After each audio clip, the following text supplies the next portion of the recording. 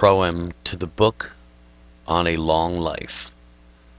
Marsilio Ficino of Florence sends greetings to Filippo Valori, her most upright and her noblest citizen.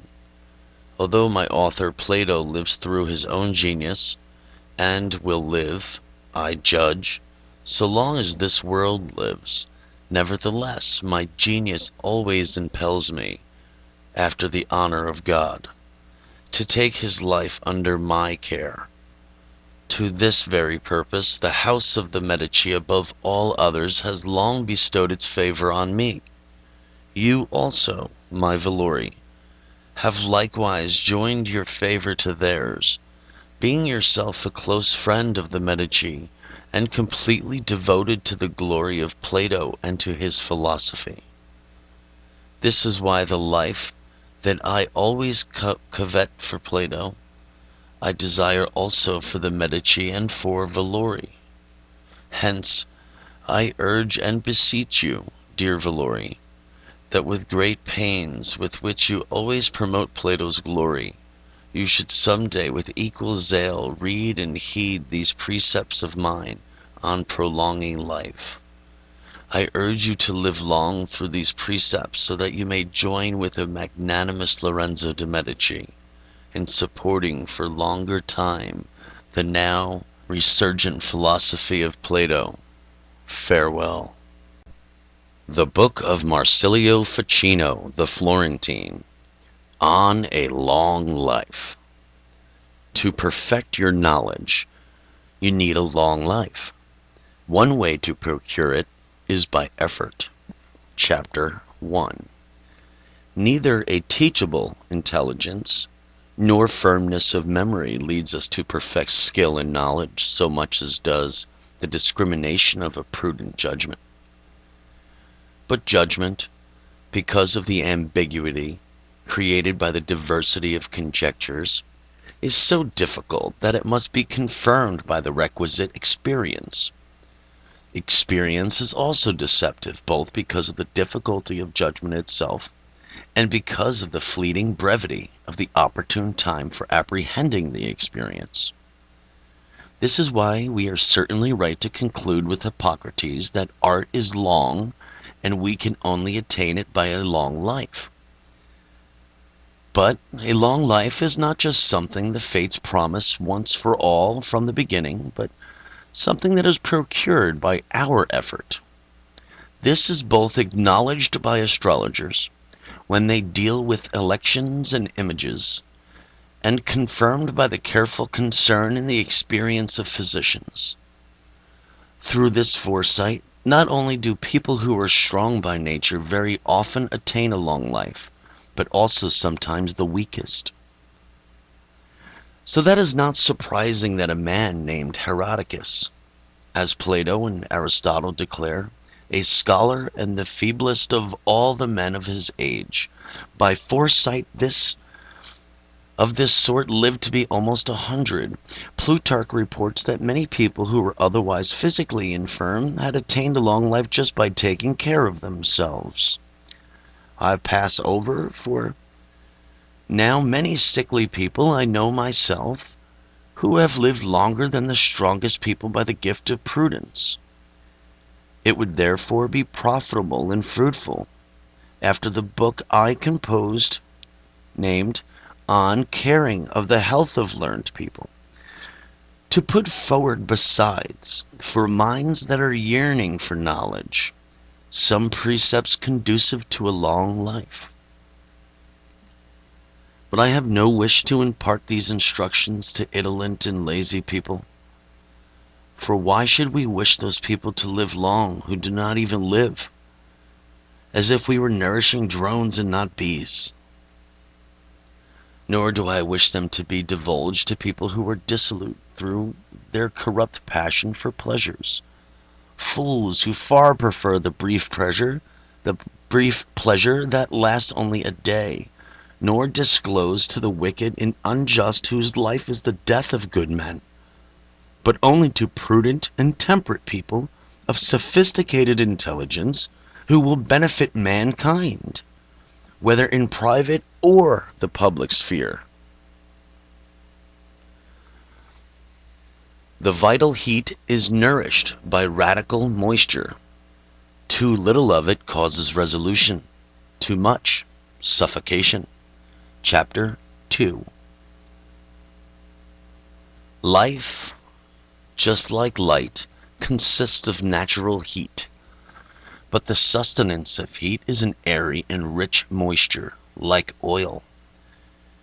If, then, this radical moisture should given out, become excessive or acquire impurities, the heat is immediately weakened and finally, being weakened, is extinguished. If the heat is weakened by a lack of radical moisture and is lost, death by resolution results. But if it is overwhelmed by an excess of, or fault in, the radical moisture, life perishes by suffocation. Suffocation is something that results from the overabundance or putrefaction of any humor, especially from the immoderate increase or putrefaction in some way of phlegm, so that phlegm has not without cause been called the attacker of life. This is why precepts, which are very necessary for prolonging life, avoid equally both resolution on the one hand and suffocation and putrefaction on the other, equally, I say, meaning by a common method.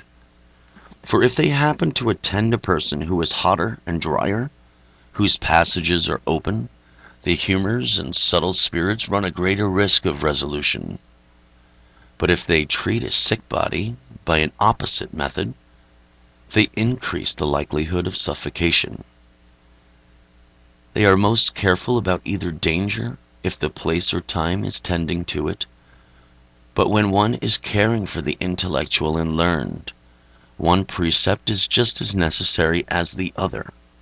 Pains are taken similarly for both.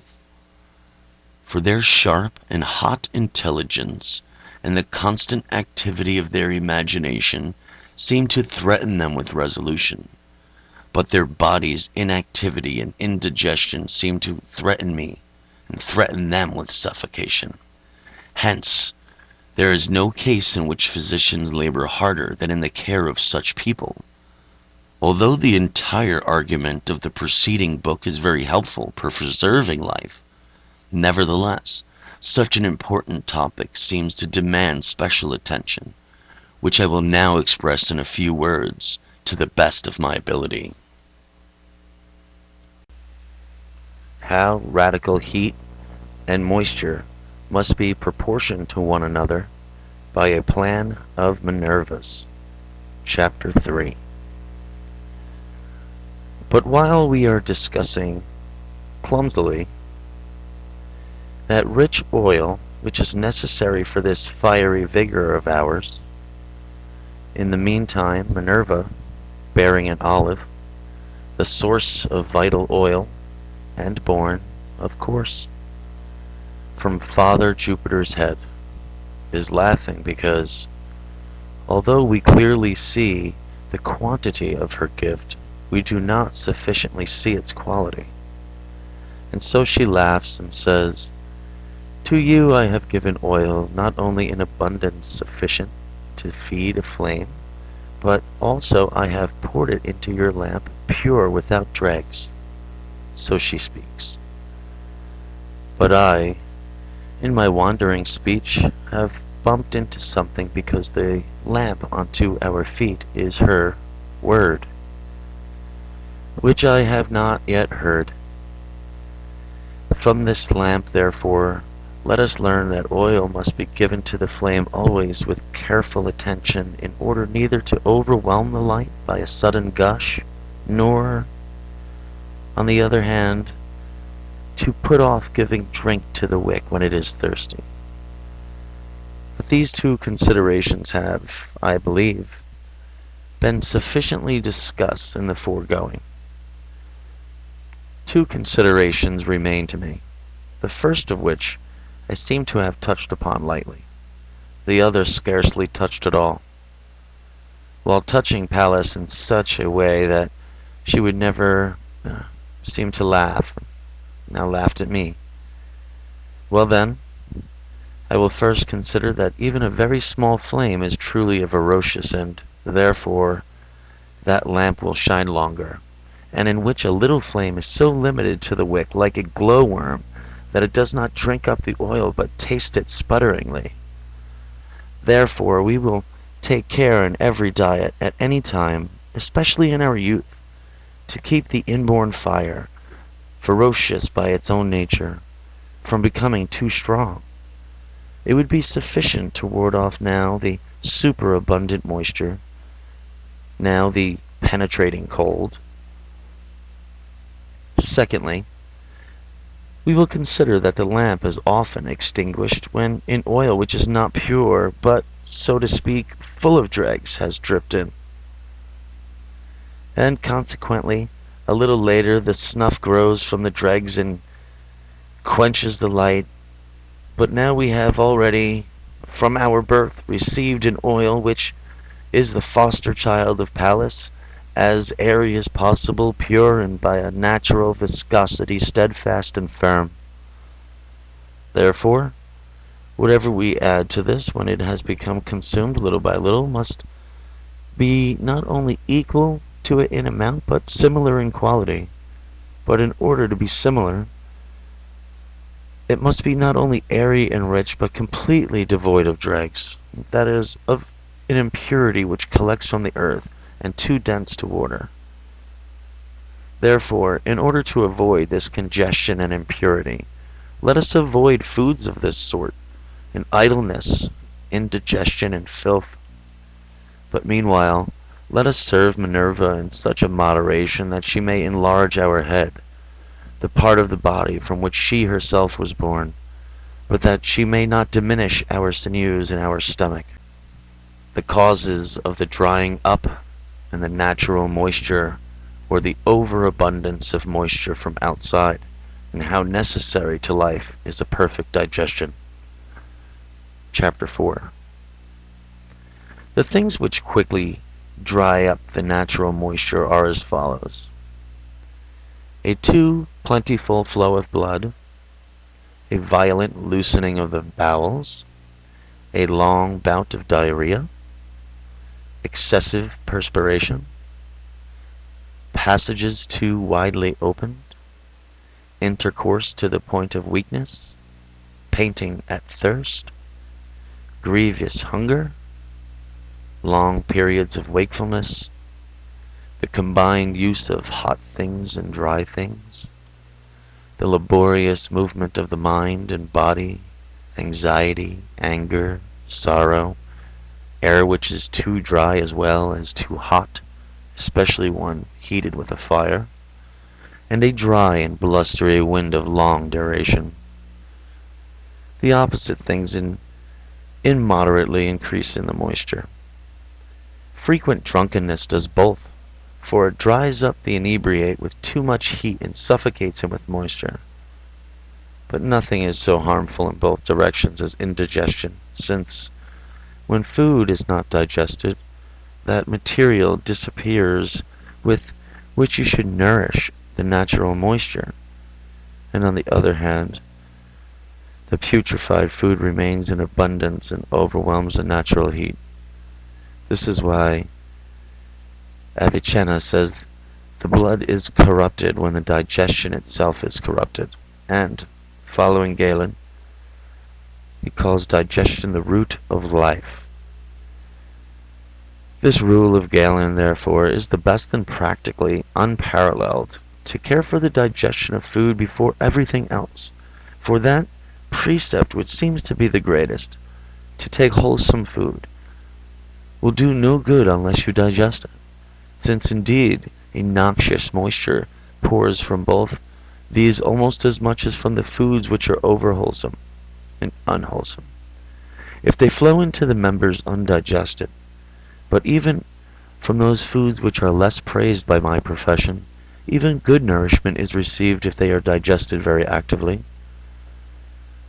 Let us then most carefully avoid indigestion as a serious cause of both resolution and suffocation, namely by a quantity of food and drink which is suitable for us by its quality, simplicity, preparation, grinding, by fasting, which strains hunger and restrains it as well, and, if necessary, even by an exterior fomentation of the stomach, and by a certain astringent things taken internally after foods. Let us take great care that the drink does not exceed the food, and that the food is not too moist or hard, that neither food nor drink is very conducive to cold, that the foods are not very diverse, or that we do not undigest food unto undigested food. For these things greatly impede digestion. Let us also be very careful not to hinder digestion by having intercourse immediately after eating, by too frequent unnecessary midday naps, by staying awake late at night, by unsuitable labor of mind or body, or by any other means. By digestion I mean not only the first stage, which takes place in the stomach, but also the second, which takes place in the liver, the third in the veins, and the fourth in the bodily parts. These processes require a long interval, and when any of them is interpreted, nourishment is not supplied to the radical moisture. Just as moisture was vitally necessary to help digestion, so it is to help the purgation of excrement. It is also necessary to cleanse filth from the skin. Another thing that we need is motion of the body, as continuous, moderate, and varied as the motion of the heavenly bodies, and of air, fire, and water, provided that we preserve the necessity of digestion and sleep, and avoid fatigue and resolution. Moreover, we conceal filth and decay beneath the shade, under the light, and the sky we live. So, my father Ficino, the distinguished doctor, always used to say, but in order to accomplish these things successfully, it would be worthwhile to accustom the body right from the youth, not so much to urban occupations as to rustic exercises and similar things, and meanwhile to maintain a somewhat varied kind of nourishment and lifestyle, as my father prudently used to advise me. For people who live all their lives in elegant fastidiousness often live less safely, but those who, as young men, have not accustomed themselves to them, at least let them do so when older, but by trying it in very cautious steps. To be suitable for life, blood and moisture must be airy, tempered in quality, moderate, and firm in substance.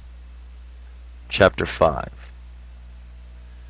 Among their precepts which are particularly necessary for long life, all the Greeks order us to live on euchema. We call euchema wholesome foods, and that part which is in part good nourishment, which to say, good blood. We call that blood good which is neither cold, dry, nor turbid, rather hot, moist and clear, hot but with a stingent heat, moist but with a watery moisture, and clear but nevertheless not very thin. For blood which is too hot both aggravates the natural heat and dries up the moisture, and furnishes the moisture or heat which it does carry, and in a readily dispersed and volatile state. Blood which is too moist, moreover, and too much like water, dulls the natural heat, and also either makes the natural moisture sluggish, or forces it to liquefy under natural heat, or suffocates the heat with moisture.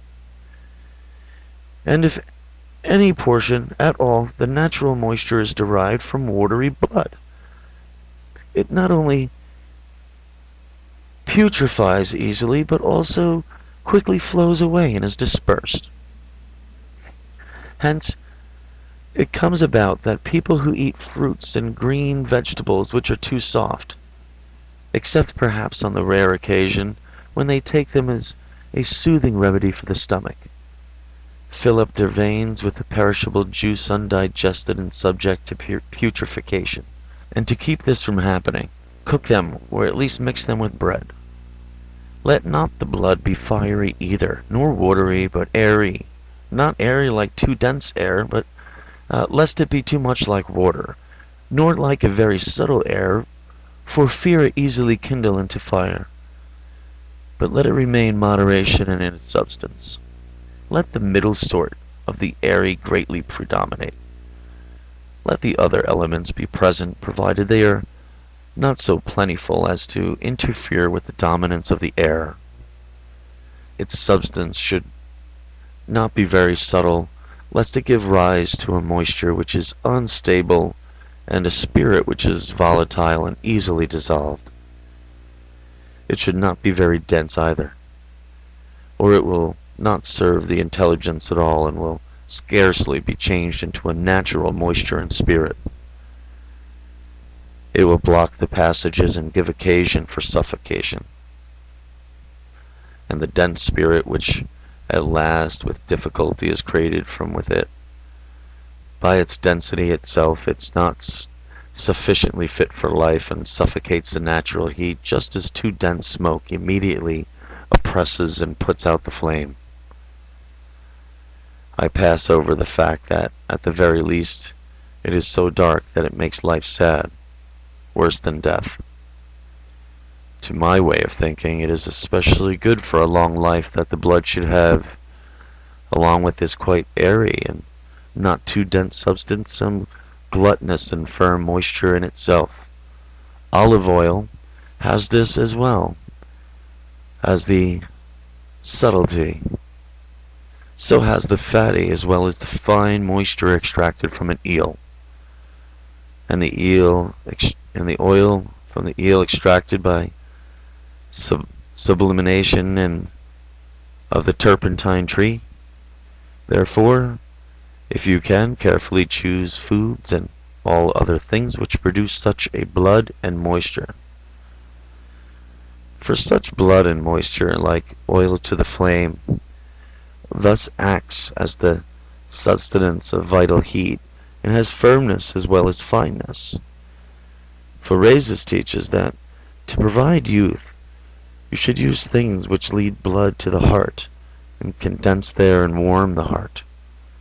Avicenna approves this, warning us to avoid watery and perishable blood.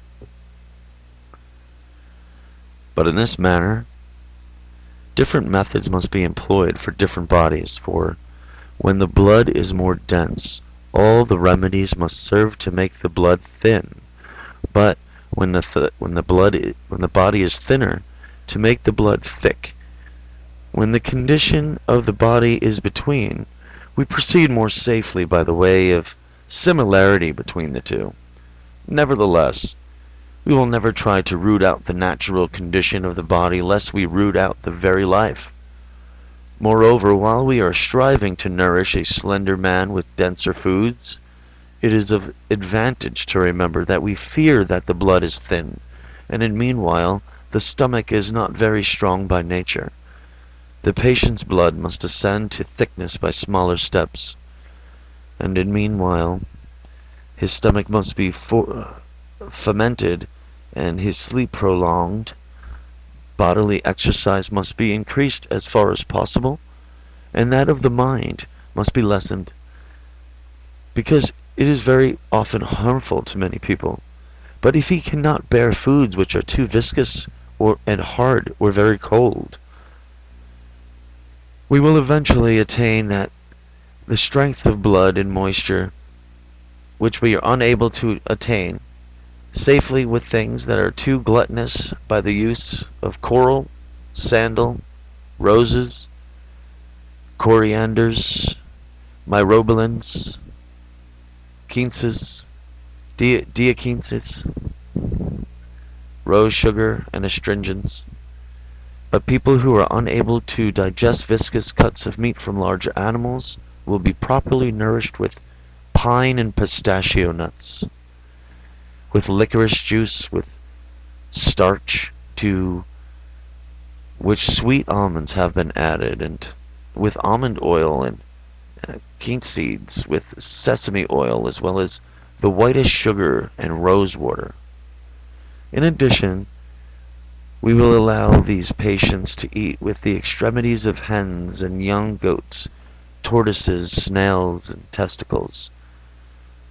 We will give wine, not the white, but the red, which is astringent and somewhat bitter, tempering the wine with water of iron or of mastic. We will also soften the skin gently with oil of mastic and of quince.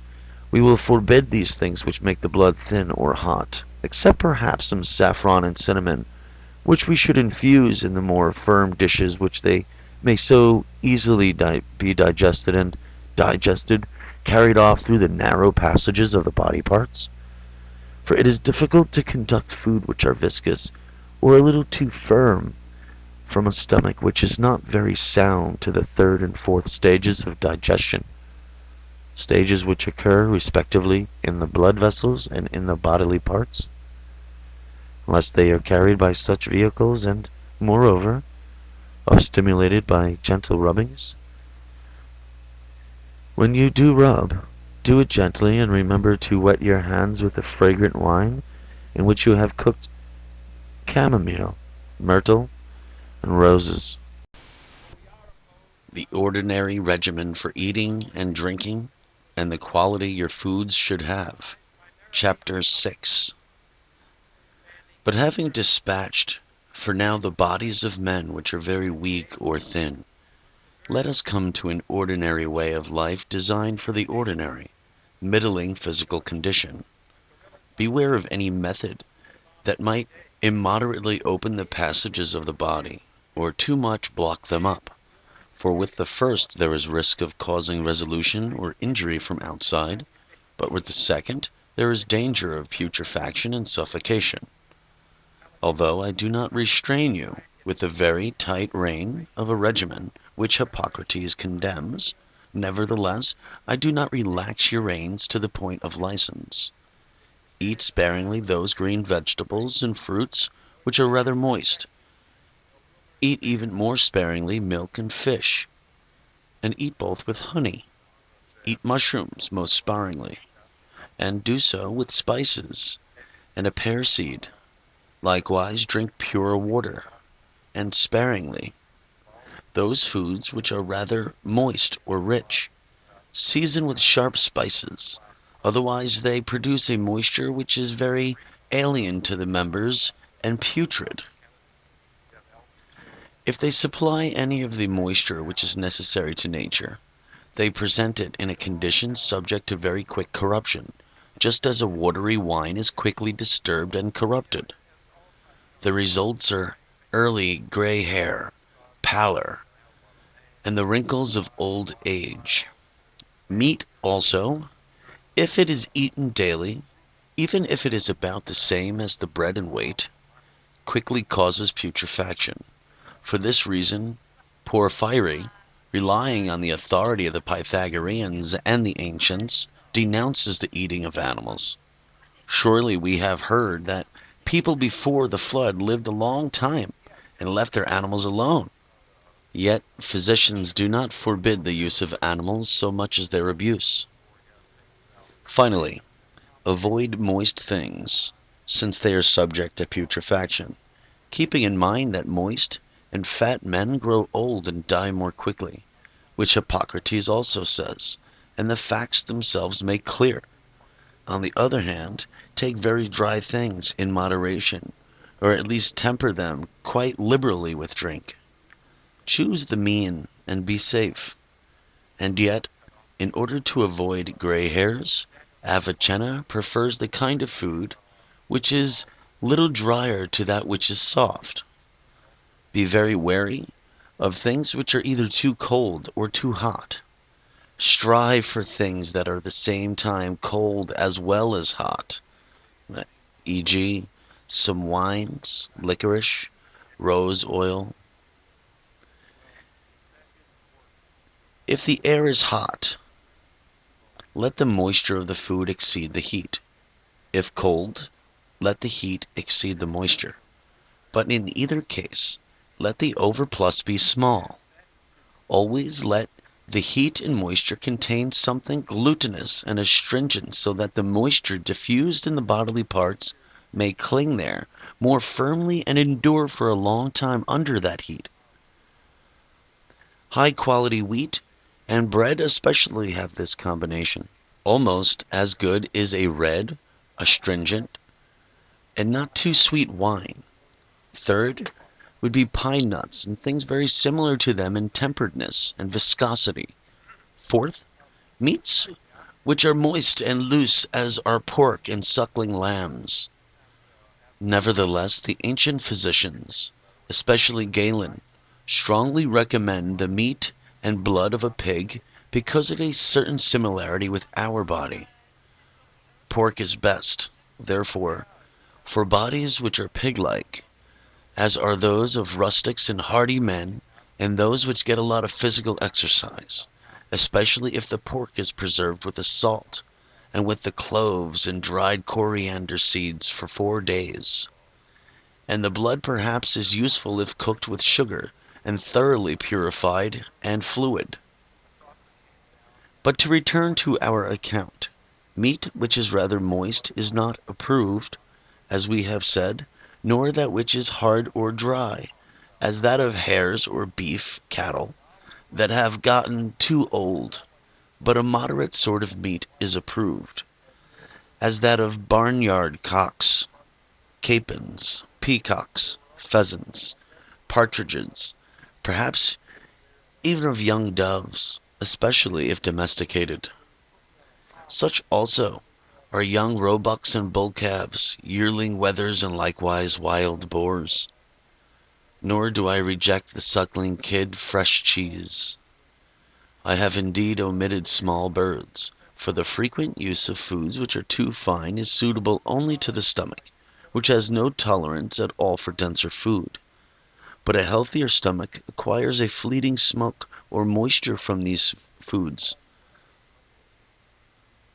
Nevertheless, I do not omit hen's eggs, if the yolk is eaten together with the white, for indeed the yolk alone is nourishment enough for weak men. Avicenna indeed proves that no nourishment is more useful in the case of lessening blood and dissolution of the cardiac spirit than the yolk of a hen's egg or of a partridge or pheasant egg. Nor perhaps would it be wrong to nourish geese with spelt and clear water, and, after butchering, to keep the meat for 7 days, seasoned with salt and dried coriander seed, pickled with vinegar before eating. And to do likewise with deer if your stomach is very healthy. For indeed, it is likely that a certain long-lived animal contribute to longevity, provided, however, that one eats meat of this kind when one is young, and likewise, in turn, that the other meat be sometimes roasted, sometimes boiled. There should be twice as much food as drink. The proportion of bread to drink should be 2 to 1, of bread to eggs, 1½ to 1, of bread to meat, 3 to 1, and of bread to the moister fish, green vegetables, and fruits, 4 to 1. The meals should not begin with drinking, nor should the drink be too abundant at any time. Something astringent with no drink, or a small one, should always follow the meal. When your constitution, age, place, or time leans to hot or dry, then you also should turn to the opposite things for a while. When they become cold or moist, turn likewise to their opposites. When they are temperate, maintain a balance. But we must add to the exercise of the body, and withdraw from that the mind whenever we eat that drier meal, which is perhaps sometimes necessary for a long life. But you should take 2 meals during the 9 hours of the day, both sparse, but dinner the sparser, and both times soon after the first digestion, physical exercise prolonged almost to the point of sweating. Take sleep at night, because it is always necessary and good, but sleep during the day, unless very necessary, is never good. Do not use foods which quickly putrefy, nor dwell in regions where many foods do. Be most selective about wine and wheat flour, and avoid putrefaction and resolution. Chapter 7. All the animals which come under our keeping must be nourished with fine and choice foods before we eat them. These, like other foods, must be chosen from the higher and more fragrant pastures. Always keep in mind the rule about these matters which has been confirmed before all others by Arnold of Villanova, the philosopher, that you should select animals, green vegetables, fruits, field produce, and wines from regions that are high and fragrant, as we have said, keep clear by temperate winds, warmed by the pleasant rays of the sun, places where no waters are stagnant, and the cultivated land, which grows rich not with dung pits, but with natural moisture, where also the crops, whatsoever they may be, remain for a long time uncorrupted. Here only one must dwell. These things also one must eat. We should not assume that we are going to obtain from foods which grow rotten in a short time, and moisture lasting and free from decay, nor should we hope that we can easily live a long time where the fruits of the earth are not preserved uncorrupted for a very long time, where it is quite rare for people to live long lives. The peach shows how much depends on location and mode of life. In Persia, indeed, it is a poison. In Egypt, a friend of the heart. And hellebore is taken with impunity in Antisera, but elsewhere is a poison. Aristotle prefers a high dwelling place which looks towards the south and east under a fine air, neither moist nor cold. And Plato found long-lived men in lofty and temperate regions. But it is very bad to manure fields or not drain the stagnant water off them, for all things grow there are subject to quick corruption.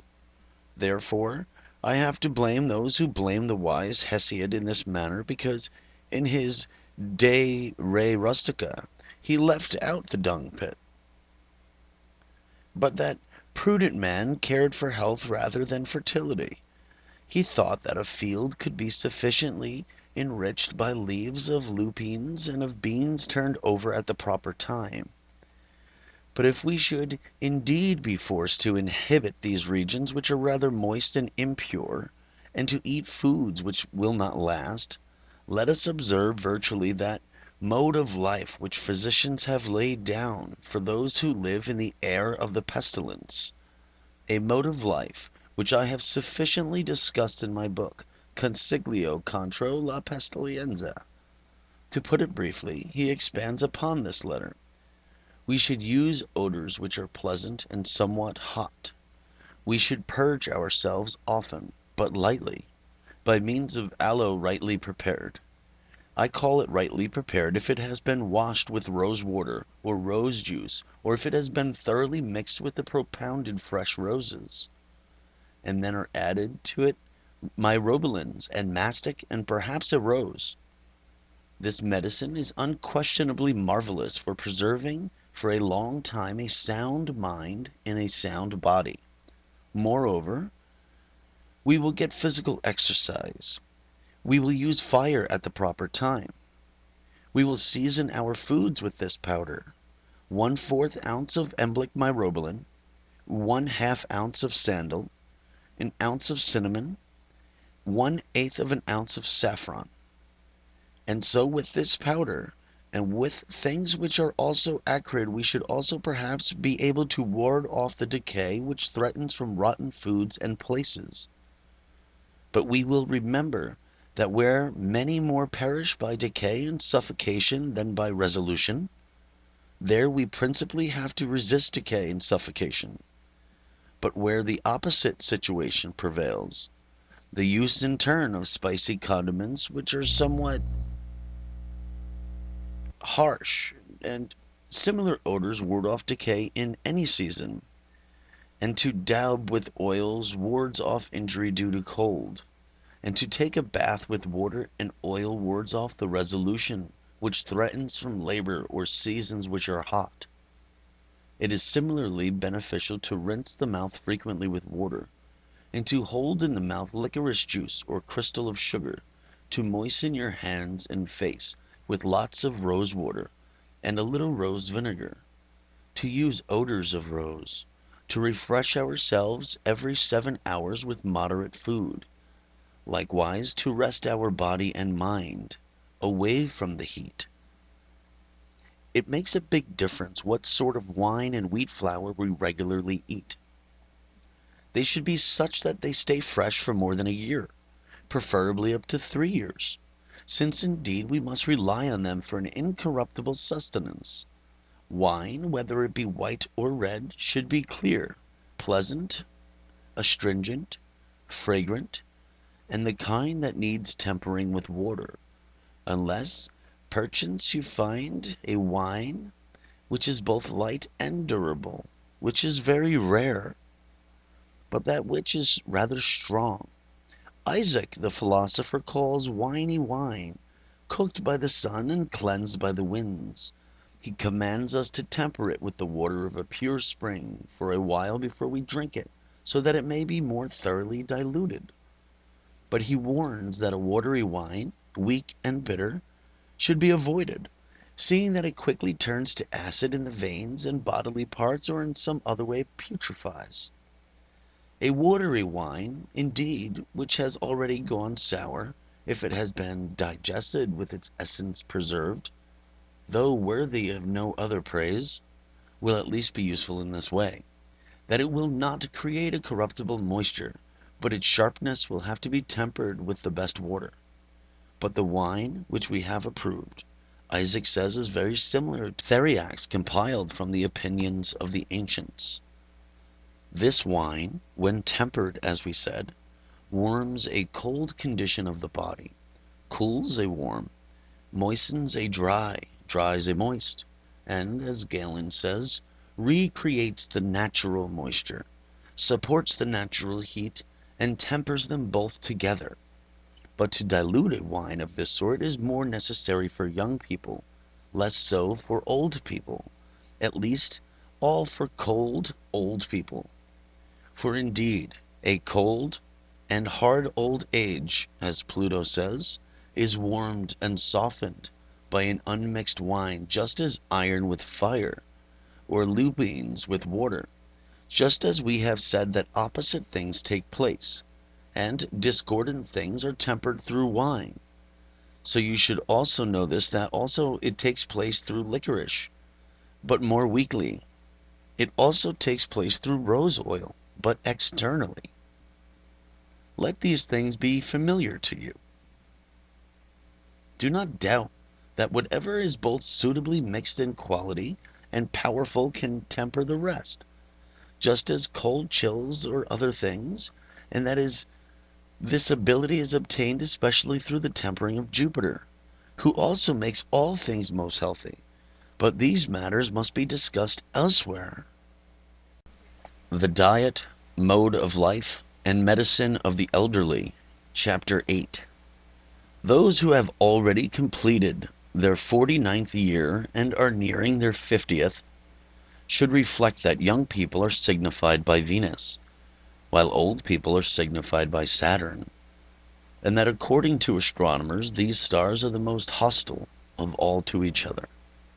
Therefore, those Saturnine people should avoid the venereal act, which takes away most of the life, even of people who are young, for she takes no thought for things already born, but for those about to be born, and even dries up the green plants as soon as they have produced seed.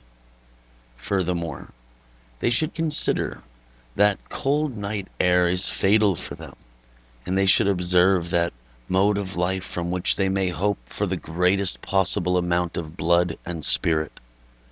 This is, first, from fresh egg yolks and from wine that is somewhat sweet and as fragrant as possible. For this yolk particularly refreshes the blood of the heart, and the wine especially refreshes the spirit.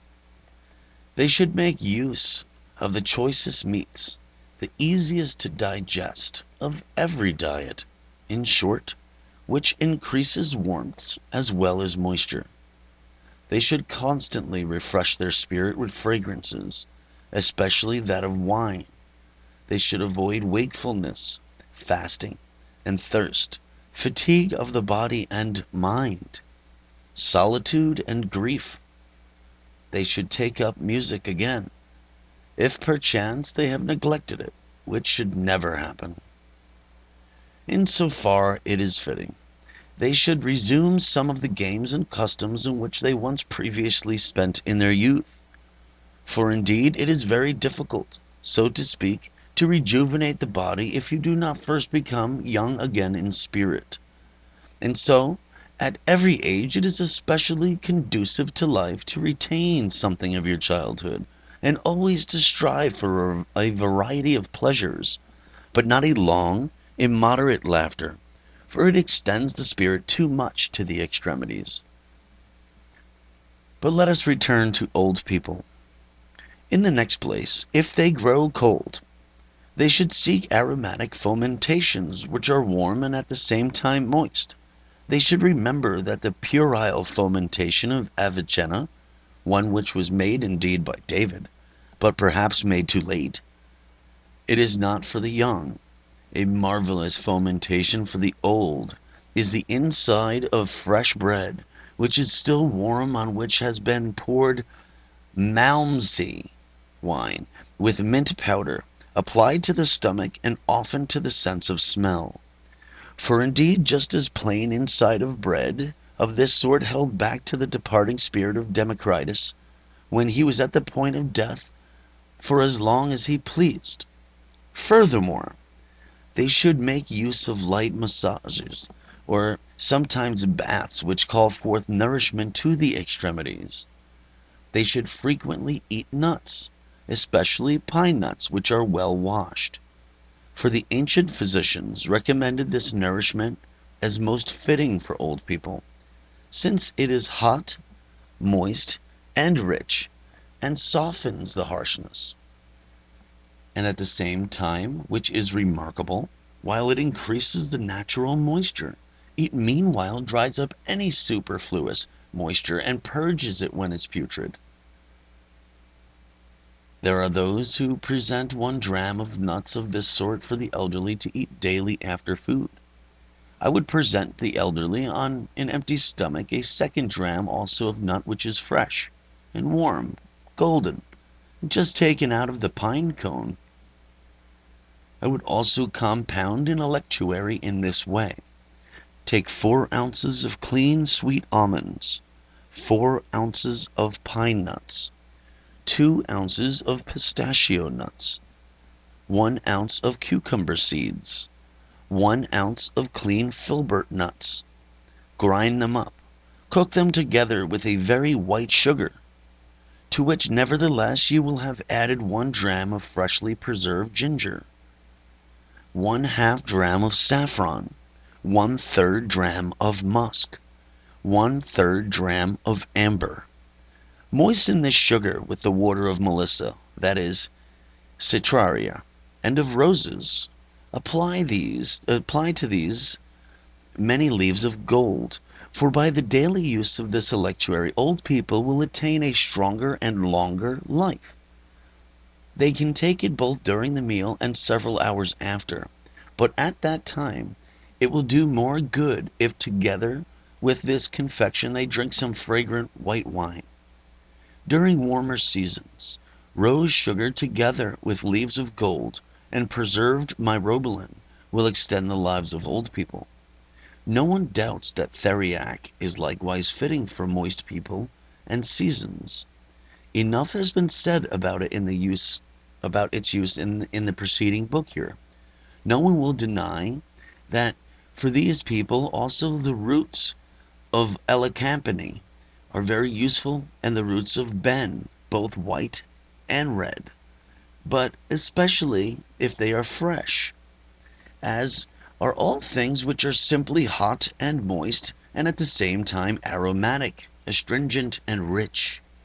Certainly, old people must frequently use the select juice of licorice, for they say that licorice is very similar to the heat and moisture of the human body, and besides, that it is good against the various diseases of the elderly.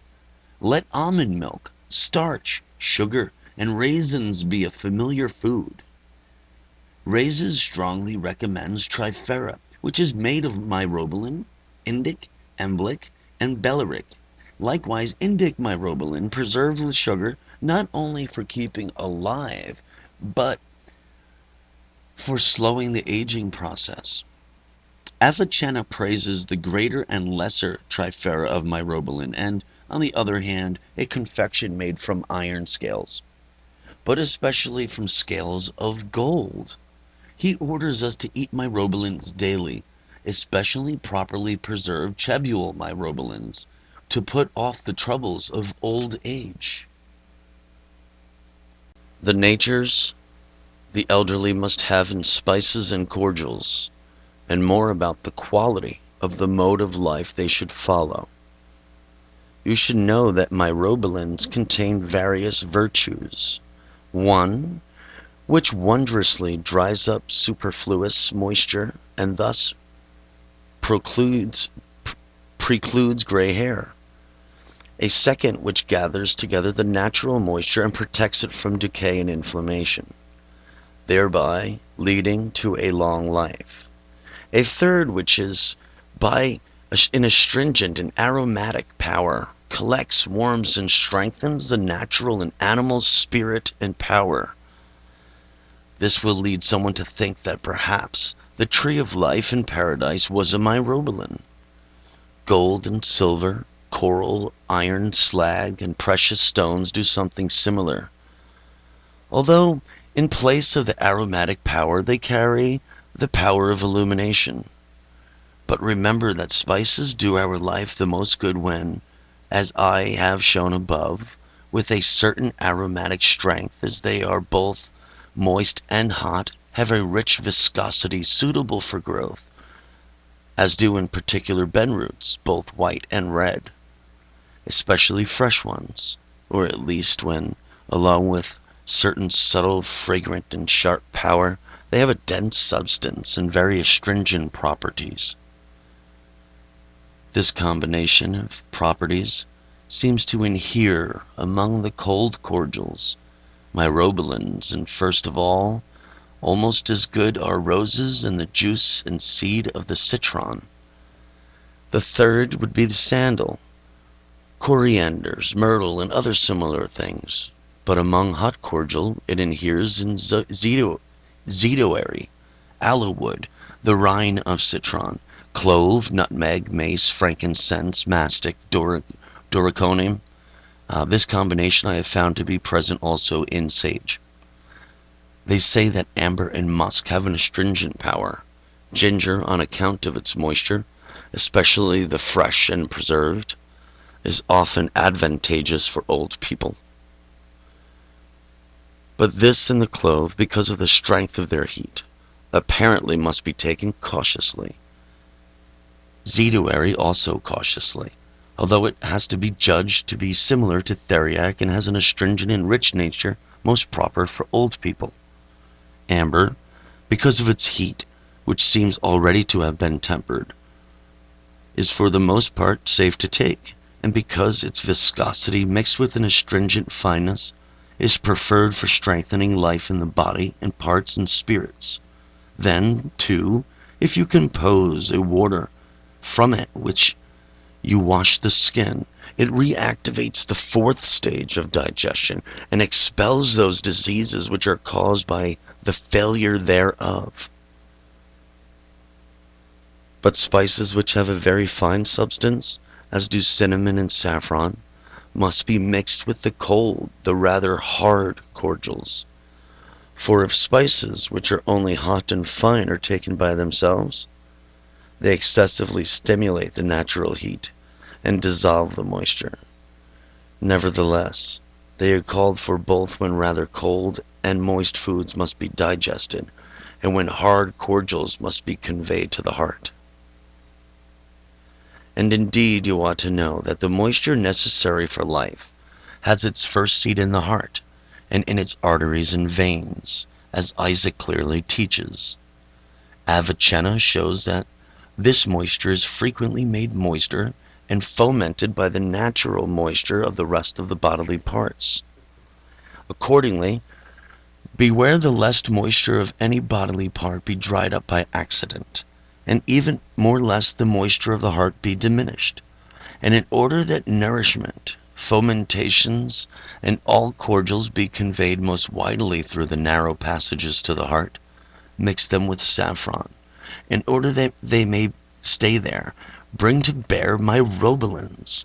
But in order to accomplish both, take among hot things musk and amber, among cold rose and myrtle. Remember that the sweet fennel will be good for old people, for it spreads nourishment through the bodily parts. And just as it increases milk, with the same faculty it increases the natural moisture. Wherefore, Dioscorides says that with fennel snakes an annual strip off their old age. We approve also of sage, for it moderately warms and strengthens the power of nature and wards off paralysis. I approve also the moderate use of preserved ginger, for it has riches and richness as well as heat. On gold, foods made of gold, and the revitalization of old men. Chapter 10. All writers place gold before everything else, as the most suitably mixed of all things and the most safe from decay, consecrated to the sun because of its splendor and to Jupiter because of its temperedness. It can therefore marvelously temper the natural heat with moisture, save the humors from corruption, and bring a solar and jovial power to the spirits and the bodily parts. But nevertheless, they want to make the very hard substance of gold more fine and most quick to penetrate. For they know that cordials then especially refresh the hidden power of the heart, when natural incurs least work in attracting them. But in order that nature be fatigued as little as possible, they want the gold to be already in the finest form, or to be used with the finest things. They think it would be best if the gold be made potable, without mixing it with anything else, nothing foreign. But if this cannot be done, they want it taken ground and reduced to leaves. Here is how you will have the gold almost potable. I would say, gather the flowers of borage, bugloss, and the melissa which we call citraria, and when the moon enters Leo, Aries or Sagittarius, and aspects the sun or Jupiter, cook it with the whitest sugar dissolved in rose water, and carefully add these 3 gold leaves per ounce. Take it on an empty stomach with the golden wine. Likewise, take the moisture dripping from a capon which you have set over a fire, or from which you have extracted it in some other way, together with a rose julep, into which you have previously beaten some gold leaves.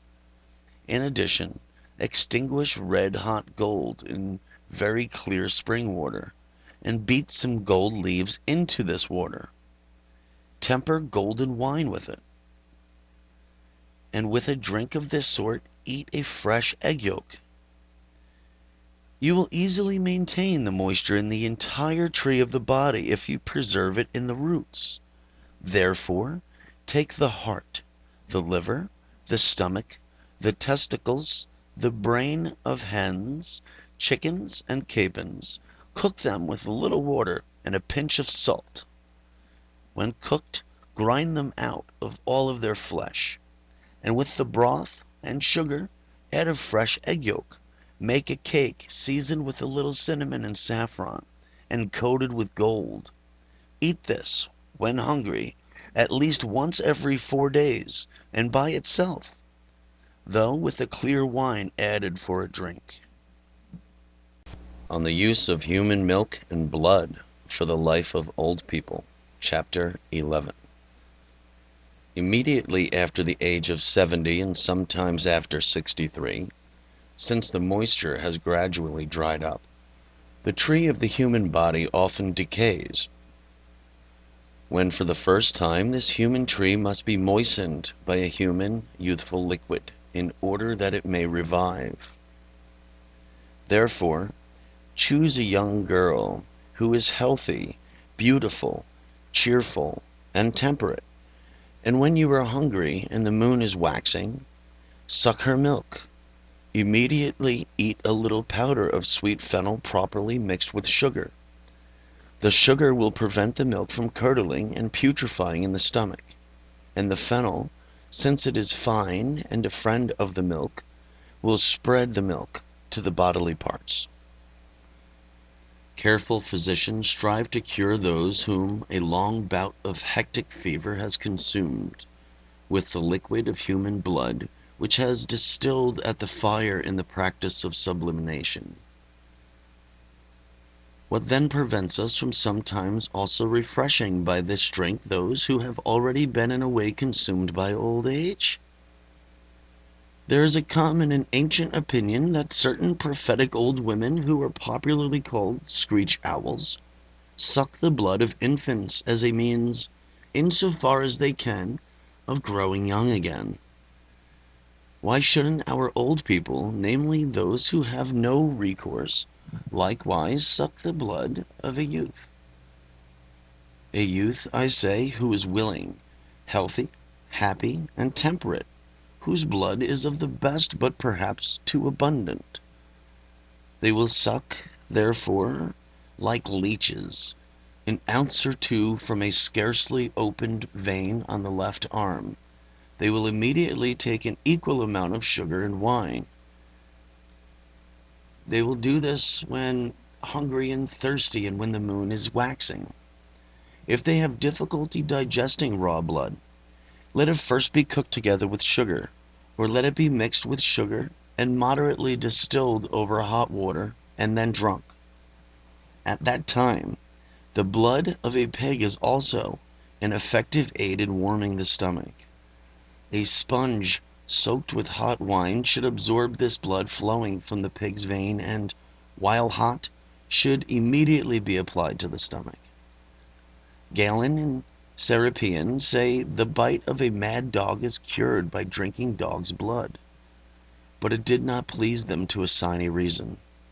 I, therefore, after investigating this for 2 days, am finally of the opinion that the poisonous saliva of a mad dog, pressed into the bite on a person's foot, climbs little by little through the veins to the heart, like a poison, unless something draws it away in the meantime. If, therefore, that person has drunk the blood of another dog in the meantime, that undigested blood swims for many hours in the stomach, which finally drives it out through the bowels as something foreign. Meanwhile, that dog's blood diverts to the stomach the saliva, which is being taken hold of the upper bodily parts before it reaches the heart. For there is a power in the canine blood to attract canine saliva, and in saliva, in turn, to follow blood of a similar nature. Therefore, the poison, put aside from the heart and absorbed by the blood swimming in the bowels, is drawn out together with the blood through the lower bodily parts, and thus leaves the person safe. Why have I gone into all of this? First of all, in order that I might reveal, within the material I have to discuss, the underlying cause for such an obscure fact. Second, to point out that it is possible and indeed beneficial to drink, and that there is a power in human blood both to attract and, in turn, to follow human blood, and to reassure you that blood of a young drunk by an old person can be drawn to the veins and the bodily parts. You can do a lot of good there. The diet, dwelling, and customs of old people. Chapter 12. If the patients are decrepit, they should remember that a weak nature ought not to be wearied in the weight of nourishment and distracted by too great a diversity of foods, for by this bad habit even youth quickly turns into old age. Let them therefore split up their meals. Let them refresh nature by food not so much abundant as frequent, provided, however, they afford an interval between for digestion, for often, even after the stomach itself has digested, unless the liver too has almost digested, it distracts and wearies nature to consume the nourishment. And when old age has been visited too often by occasion of this fatigue, he flies up prematurely. In winter, let old people like sheep seek places exposed to the sun. In summer, let them, like birds, revisit the pleasant places and rivers. Let them dwell continually among green and sweet-smelling plants, for these living and breathing things conspire to augment the human spirit. Let them habitually withdraw to places frequented by bees. In winter, let them taste honey, for honey is a food especially friendly to old people, except when we are afraid of kindling choler. Also friendly are the following: the freshest cheese, dates, figs, raisins, capers, sweet pomegranates, jujubes, hyssop, scabious, betony, and more friendly are pistachio nuts, but best of all, as we have said, are pine nuts, for which they will get the most good if before they eat them they keep them 12 hours in a tepid water, for this way they will not harm the stomach, and if besides, while they use them, they will also dwell among the pine groves, olive groves, and vines, or at least inhale the vapor of the pines and the smell.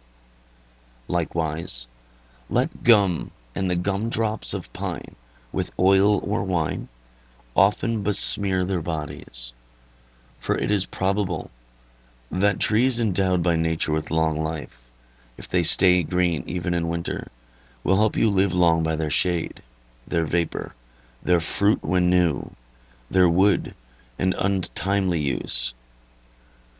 Of long-lived animals we have spoken above, but now it will perhaps lead you to the same end if you dwell chiefly with people who are healthy, whose nature is similar to yours when you are healthy, and who are your friends, and perhaps it is preferable if they are a little younger. But as to whether or how frequent companionship of youths avails for a while to hold back old age, consult the chaste Socrates. What means of fomenting all the parts of the body the elderly may receive from the planets? Chapter 13. But rather than Socrates, you old people who care about these things, consult Apollo, who judged Socrates to be the wisest of Greeks. Consult Jupiter besides, and Venus. Phoebus himself, the discoverer of the art of medicine, will give you the nutmeg for fomentation to your stomach. Jupiter with Apollo, the mastic and the mint, and Venus, coral.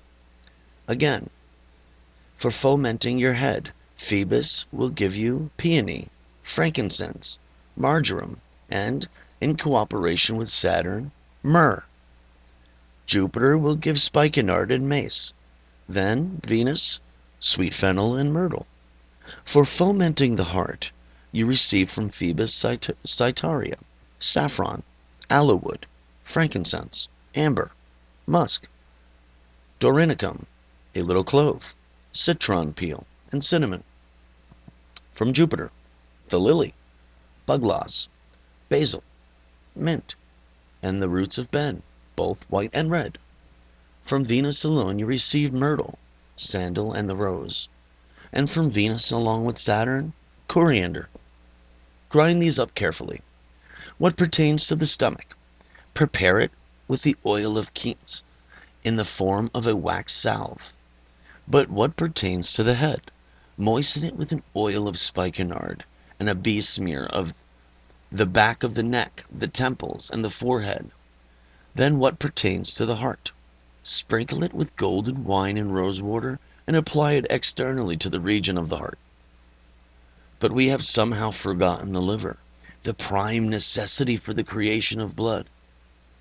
To it, Phoebus will always administer agrimony and balm, Jupiter pistachio nuts and raisins, Venus hepatica, endive, slag, and chicory, and finally, for fomenting the spleen, Saturn, your own planet, along with Jupiter, gives capers and tamarisk. Just so, Jupiter, along with Venus, cures the urinary bladder by pine, licorice, starch, cucumber seeds, mallows, wild mallows, manna, and cassia. But you old people do not flee so far from Saturn, though he is to be feared by the multitude, for the same degree that he is foreign to young people, so he will be right at home with you. Therefore, that he too may enliven all your body, and as much as possible make it strong, receive sometimes from him while he is reigning, and likewise from Phoebus at the same time. Mummy and the flesh of a rose goose. Soften these things with a little bit of goose fat. Pound them carefully. Cook them with honey of both chebule and indic myrobalans. Season them with amber, musk, and saffron. But above all, trust that these things are going to help you, believing that faith is the life of medicines, that is conducive to life.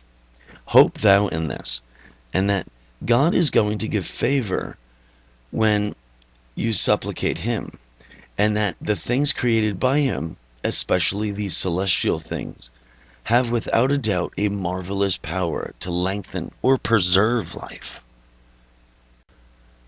The conversation of the old people traversing the green fields under the leadership of Venus, chapter 14.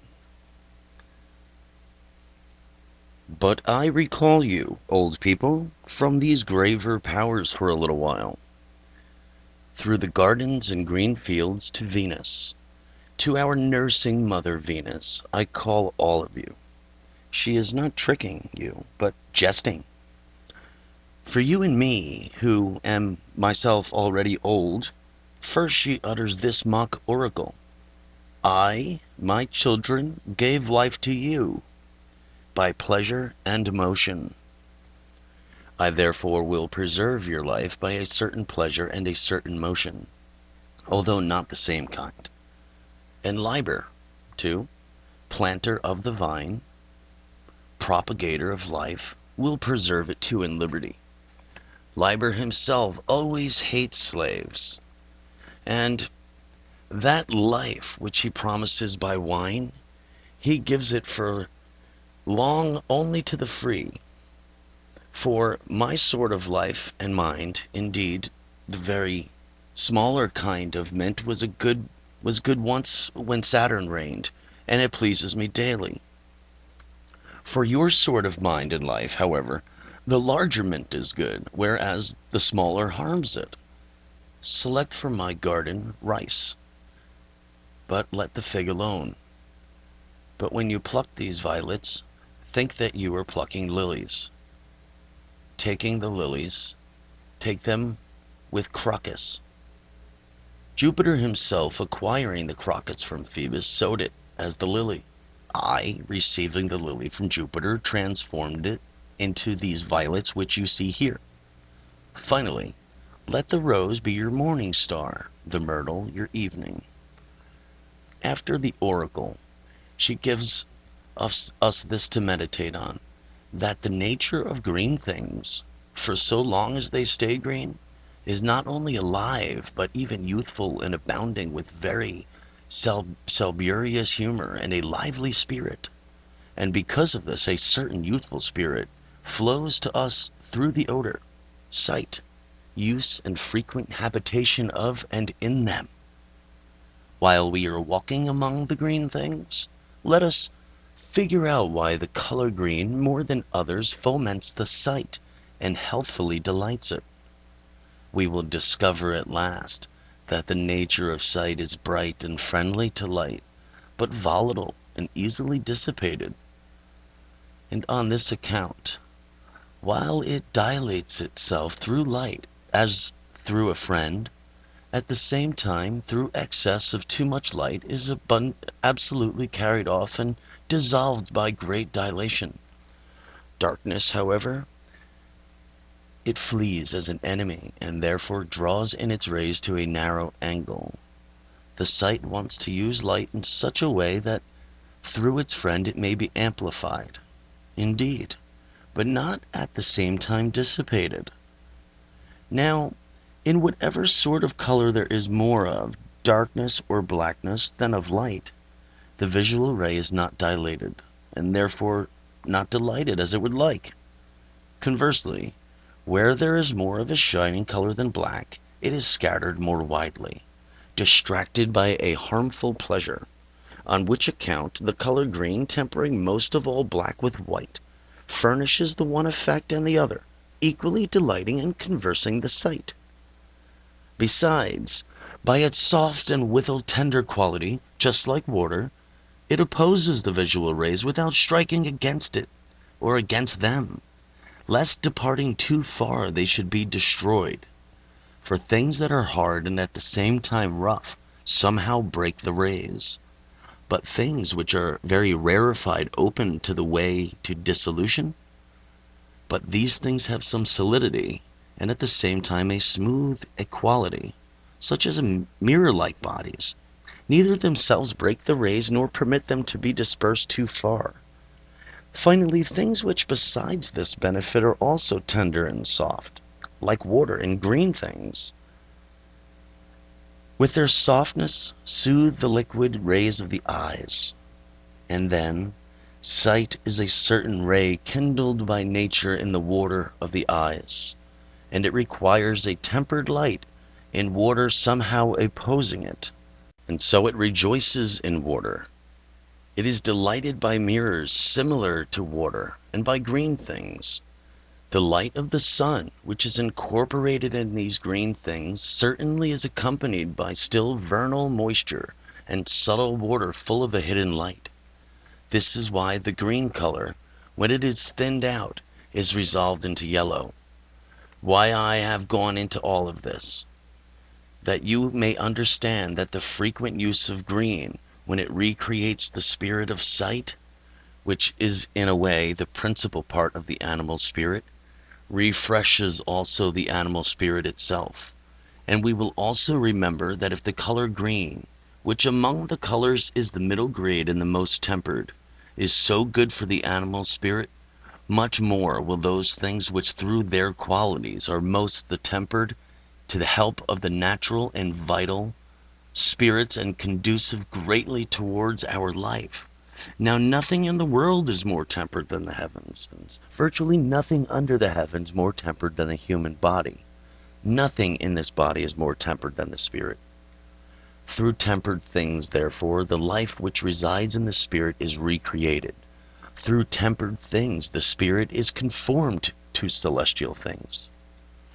Finally, let us learn through the temperedness of green, which, in illuminating it once, collects the animal spirit and dilates it, and therefore, most of all, it helps it, that we also, in choosing, compounding, and using cordials, should mix the subtle and sharp spices, which characteristically dilate or even illuminate the spirit, saffron, cinnamon, with the styptic and congregating spices, myrobalins and so on, and vice versa. Let us learn not to omit those materials which even without an aromatic sharpness accomplish both at the same time, namely, they dilate a little. They congregate a lot and illuminate a great deal, which things we have listed elsewhere. Gold has this power, as do silver, slag, coral, electrum, silk, and precious stones, among which the jacinth, held in the mouth, if you will, is most highly esteemed on account of its jovial temperedness. For since these most beautiful and almost celestial things could not be created under the earth without the greatest gift from the heavens, it is probable that in things of this kind wonderful powers from the heavens inhere. A compound of this kind, which in dilating and illuminating the spirit equally collects it, so delights it inwardly and refreshes it as greenness does externally to the eyes, and so preserves it in old people in a state of natural greenness for a very long time, as if it were laurel, olive, or pine, green even in winter. It does this more so insofar as it does internally, and most of all if such a composition is redolent with a spicy odor and attracts by its taste. Precisely as the body, which is composed from the thicker parts of the humors, is reduced into a fifth form, so the spirit, which is constituted from the subtler portions of the humors, has naturally a fifth form, most tempered and bright, and therefore celestial, like the stars which are made of quintessence. And it must be kept in this very form in order that, as we said, it might be subtle indeed and at the same time firm, that it might by all means be bright but somewhat solid. And besides, let it be continually fomented with odoriferous firm, bright things if we want to preserve life, which flourishes in the spirit, and to claim for ourselves celestial gifts. Having reflected on these things thus far, by command of Venus, let us consider that we have listened to Venus herself. Mercury addresses the elderly and counsels them about pleasure, odors, song, and medicines. Chapter 15. During the time that Venus herself, as it were, chatted among the old people, perhaps prettily enough up to now, she might have still gone on chatting at greater length. This speech Mercury, the author of speech, interrupted with these words: "What have you to do with Venus? That perpetual girl, you old people. Again, what has Venus to do with speeches? Don't speeches belong to me and also at the same time to you? Doesn't reason belong to me and likewise also to you? Hear me, therefore, with the same attention with which you heard her, and with much more attention besides. You know there are 5 senses: sight, hearing, smell, taste, touch. Learn also that there are in turn, so to speak, 5 reasons. For while your mind is daily instructed through the 5 senses, and itself conceives therefrom the reasons of things, meanwhile there arise 5 notions and habits for the judgment of things, constituting the 5 reasons. Besides, just as from this side the 5 senses are 5, but from that side, in the mind, in a way the reasons are 5, and so one's course of life is disposed into 5 stages with regard to the senses and reason. That is why they enumerate 5 ages of man. The first age is attracted by the sense alone. The second is allured by the sense much more than led by reason. After this, the third is driven equally by the alternate persuasions of reason and senses. The fourth is led by reason more than by the senses, and finally, the fifth ought to be ruled by reason alone. Let the first and second ages, as subject to Venus, hear Venus speaking if they want to, but let the remaining stages hear Mercury. I therefore address the rest of you, not intended for myself alone, but also for Diana.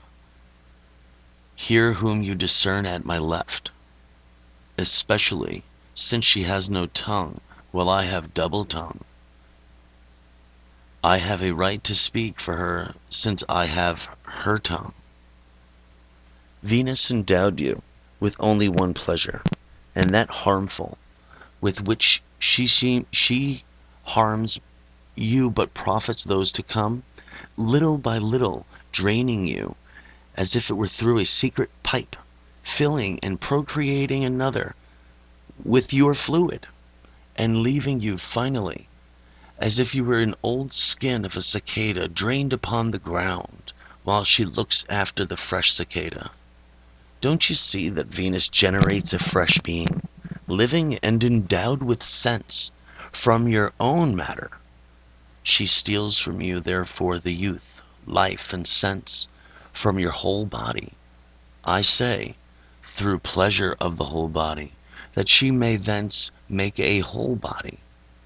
Meanwhile, warned by the quality of that material which remains after the fourth digestion, I admonish you to assist your life greatly with food similarly digested in the fourth digestion, namely a fresh, whole, raw egg alone with sugar and a little saffron, human milk or that of a pig or goat, take it with a little honey. And both of these are more helpful when they still glow with their original heat. And if they seem that the egg is going to require another digestion right away, especially in a weak stomach, it should be cooked, but lightly. But to return for a bit to Venus, if at any time you see Venus, you see her looking juvenile and embellished like a prostitute with rouge and ornaments, because she is ever new. Therefore, she always likes new things and hates old things. She destroys what has been made in order to constitute from them what is still to be made. Again, like a whore, if I may say so, not content with one man, she loves the crowd, and favors the species generally rather than the individual. But now she not only overthrows you by touch, but she also deceives daily by taste, and dooms those that she has deceived. For those favors you perceive in things which are pleasing because of their moderate temperedness. Those Diana gave you by the gift of Apollo and Jupiter. But those wonderful allurements of taste by which daily you, secretly miserable, lose your life like people caught on a hook, these are the ones that insidious Venus fashions. Therefore, why do you blame Mars? Why Saturn? Mars indeed harms you very rarely, and face to face. Saturn also more often declares himself an enemy to your face. He harms more slowly, and leaves everyone enough time for remedies. Only Venus comes before your face as a friend, secretly as an enemy. Rather blame her, therefore, if one can blame any among the powers above. Against her multiple deceptions equip yourselves with the eyes of Argus, fortify yourselves with the shields of Pallas, and stop your ears to her flattering promises as to the lethal songs of the sirens.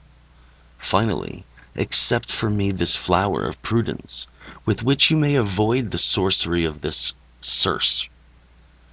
She promises rather than gives.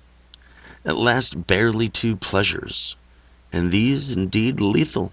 But I promise you with the kindness of a father and a brother 5 pleasures. And 5 I give, pure, perpetual, and wholesome, of which the lowest is in smelling, the higher in hearing, the more sublime in seeing, the more eminent in the imagination, the higher and more divine in the reason. The greater the delight experienced in touching and tasting, the graver damage frequently befalls. But, on the contrary, the greater pleasure you gain daily in smelling, hearing, and seeing, likewise in imagination and often in reason, the longer you extend the thread of life. But just as I have admonished you with to shun deceitful Venus in her blandishments of touching and tasting. So you should shun Saturn in that secret and too constant pleasure for the contemplative mind. For there he frequently devours his own children, for those whom he carries away with the allurements of their own subliminar contemplation and their acknowledgments of his own. While they are doing this, he amputates them from the earth with his sickle and often steals from imprudent followers their earthly life. And the same time, in this he is at least more indulgent than Venus, because Venus gives to another the life she extracts from you, repaying you nothing for the damage. Saturn, however, for the earthly life form from which himself is separate from finally separates you, repays you with a life celestial and everlasting. In this very thing, Venus and Saturn seem to resemble each other. Saturn who, just as he rejoices in Aquarius, so he reigns also is his exaltation in Libra, one of the two houses of Venus, that both he and she vex mankind with the lust for procreation, and harm those vexed, in order that they may thereby profit posterity. But she makes the body fertile, and stimulates it when fertile. She urges to birth the mind pregnant with his seed. You, therefore, be mindful of the proverb, nothing to excess, and restrain with the continual reins of prudence the lust of either God for procreation. But even so, he wounds much more quickly and seriously those whom he pushes down with world weariness, torpor, sadness, cares, and superstitions than those whom he elevates to the heights above their physical strength and their customs of mortals.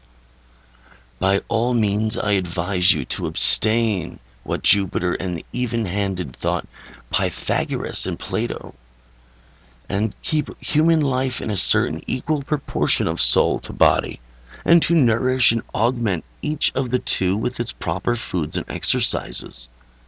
If anyone eventually renders one of the two much more robust than the other, especially by training, it will do considerable damage to life.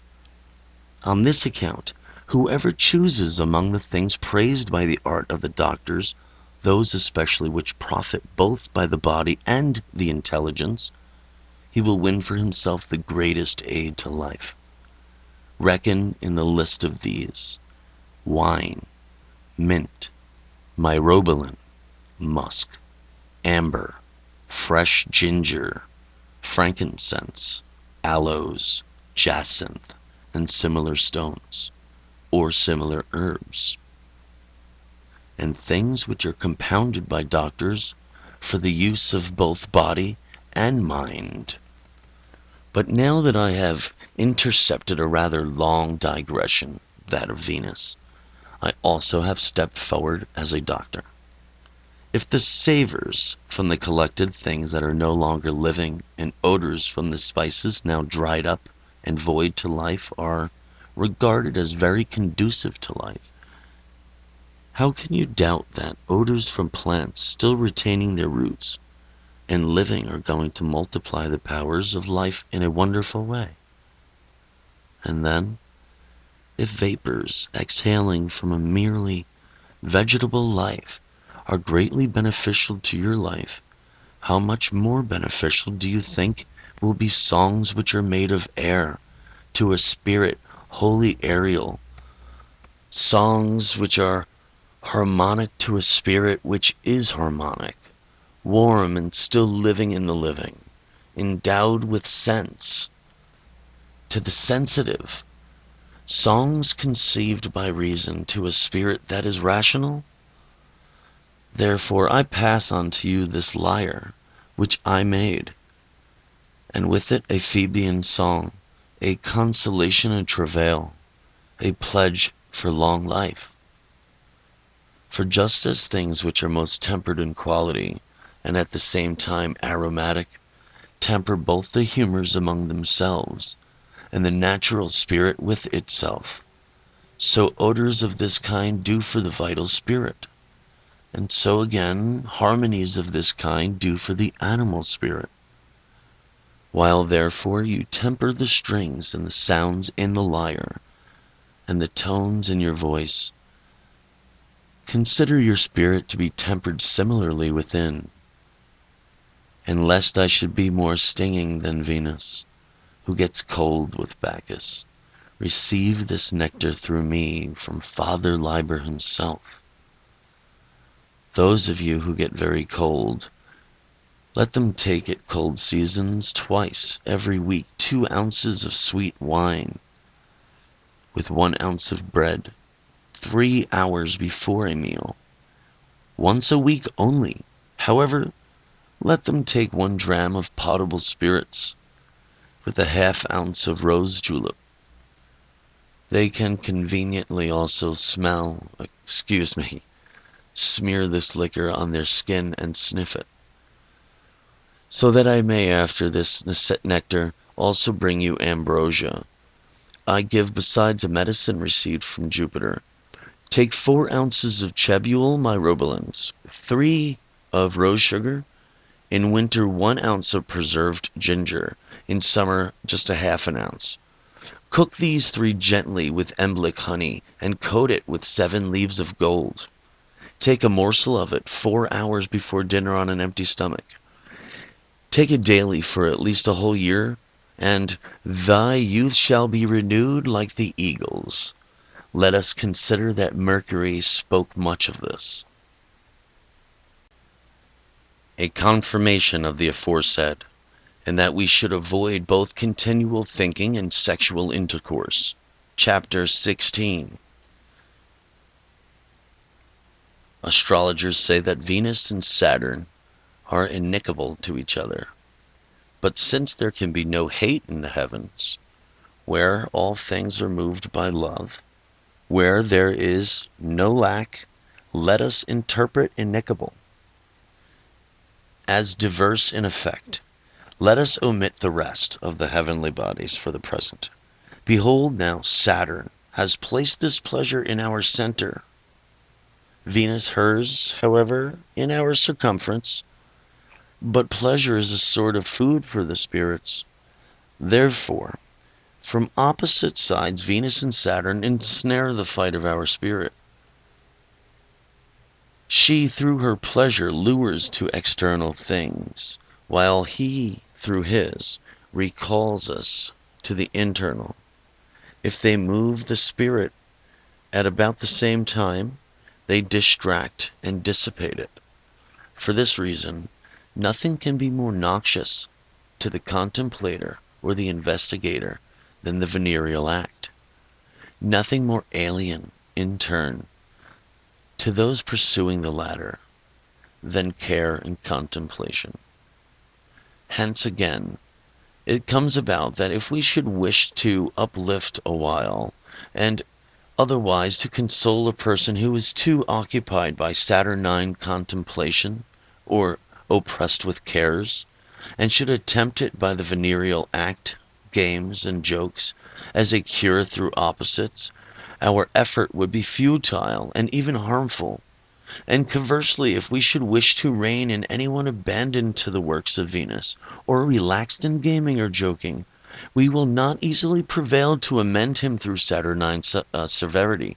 No, the best discipline is to recall to the mean to those declining to either side through certain pursuits and remedies of Phoebus and Jupiter, who are in the middle planets between Saturn and Venus. But finally, to be medical, just as there are 2 violent means whereby flame can generally be extinguished, either being blown out as it were by wind, or contrawise being compressed by ashes, so we either quickly dissipate the spirit by the venereal effect, or gradually suffocate it by the Saturnian. And often, by this repression, we force it out. And so by the means we resolve it. Indeed, the spirit frequently flying to the outside renders the inside either empty or alien to life.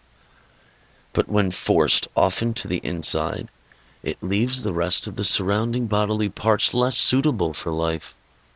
Therefore, Sometimes Venus brings old age to the interior parts, sometimes Saturn to the exterior.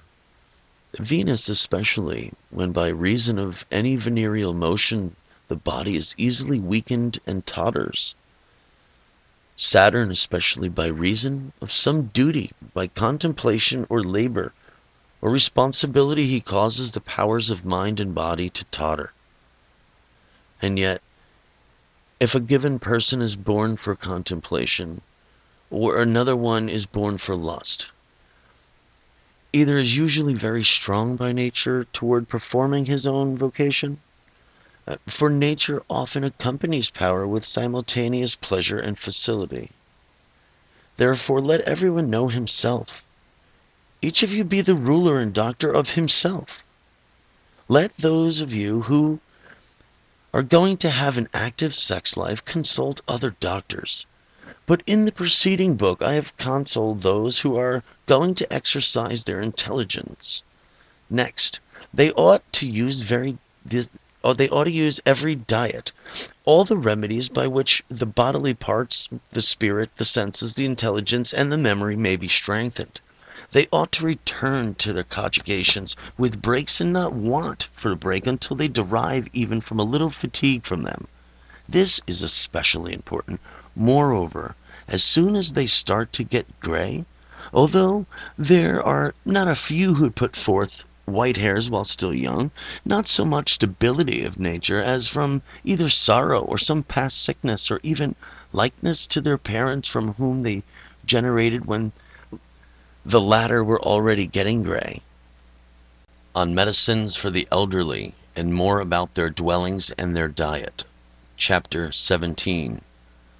To recover youth, you should probably endorse the rule of the Chaldeans, gradually to purge out foreign humors which the body has incurred, both the more internal by the appropriate medicines, and the more external by rubbings and baths and provocations to sweat. During that time to fill the body little by little with healthy and long-lasting food. There are those, however, who promise to eliminate right away all old or putrid humors with certain torches prepared from a viper or from a hellebore. They promise that when they have purged these and restored very healthy moisture by wholesome foods, they will restore youth. Those who are more cautious feed chickens with the hellebore, and the patient with his chickens. But I think that a cure of this kind, being somewhat dangerous, should be attempted in youth rather than in old age, lest perchance we experience that youth which is promised by Medea to the old Peleus. For according to Hippocrates, even the young quickly grow old if they take medicines which purge totally. But where diet does not suffice to maintain regularly, you are safe using clyster, manna, or aloes, especially if washed. Or, if you have a belly that is too bound up, manna with the juice of capon and extract of myrobalan. But if it is not too bound up, you will be kept young, even in old age, by the following purgation: 1 ounce of washed aloes, 2 drams of embic myrobalan, the same amount of chebule myrobalan, the same amount of purple roses, the same amount of mastic. Make into pills with Malmsey wine. When the moon, fortunately located, enjoys a favorable aspect with Jupiter, especially if she or Jupiter occupy their fixed houses, for these things contribute very greatly to the length of life. You can also usefully compound rhubarb with aloes, that is, half aloes, half rhubarb, and in the morning, as often needed.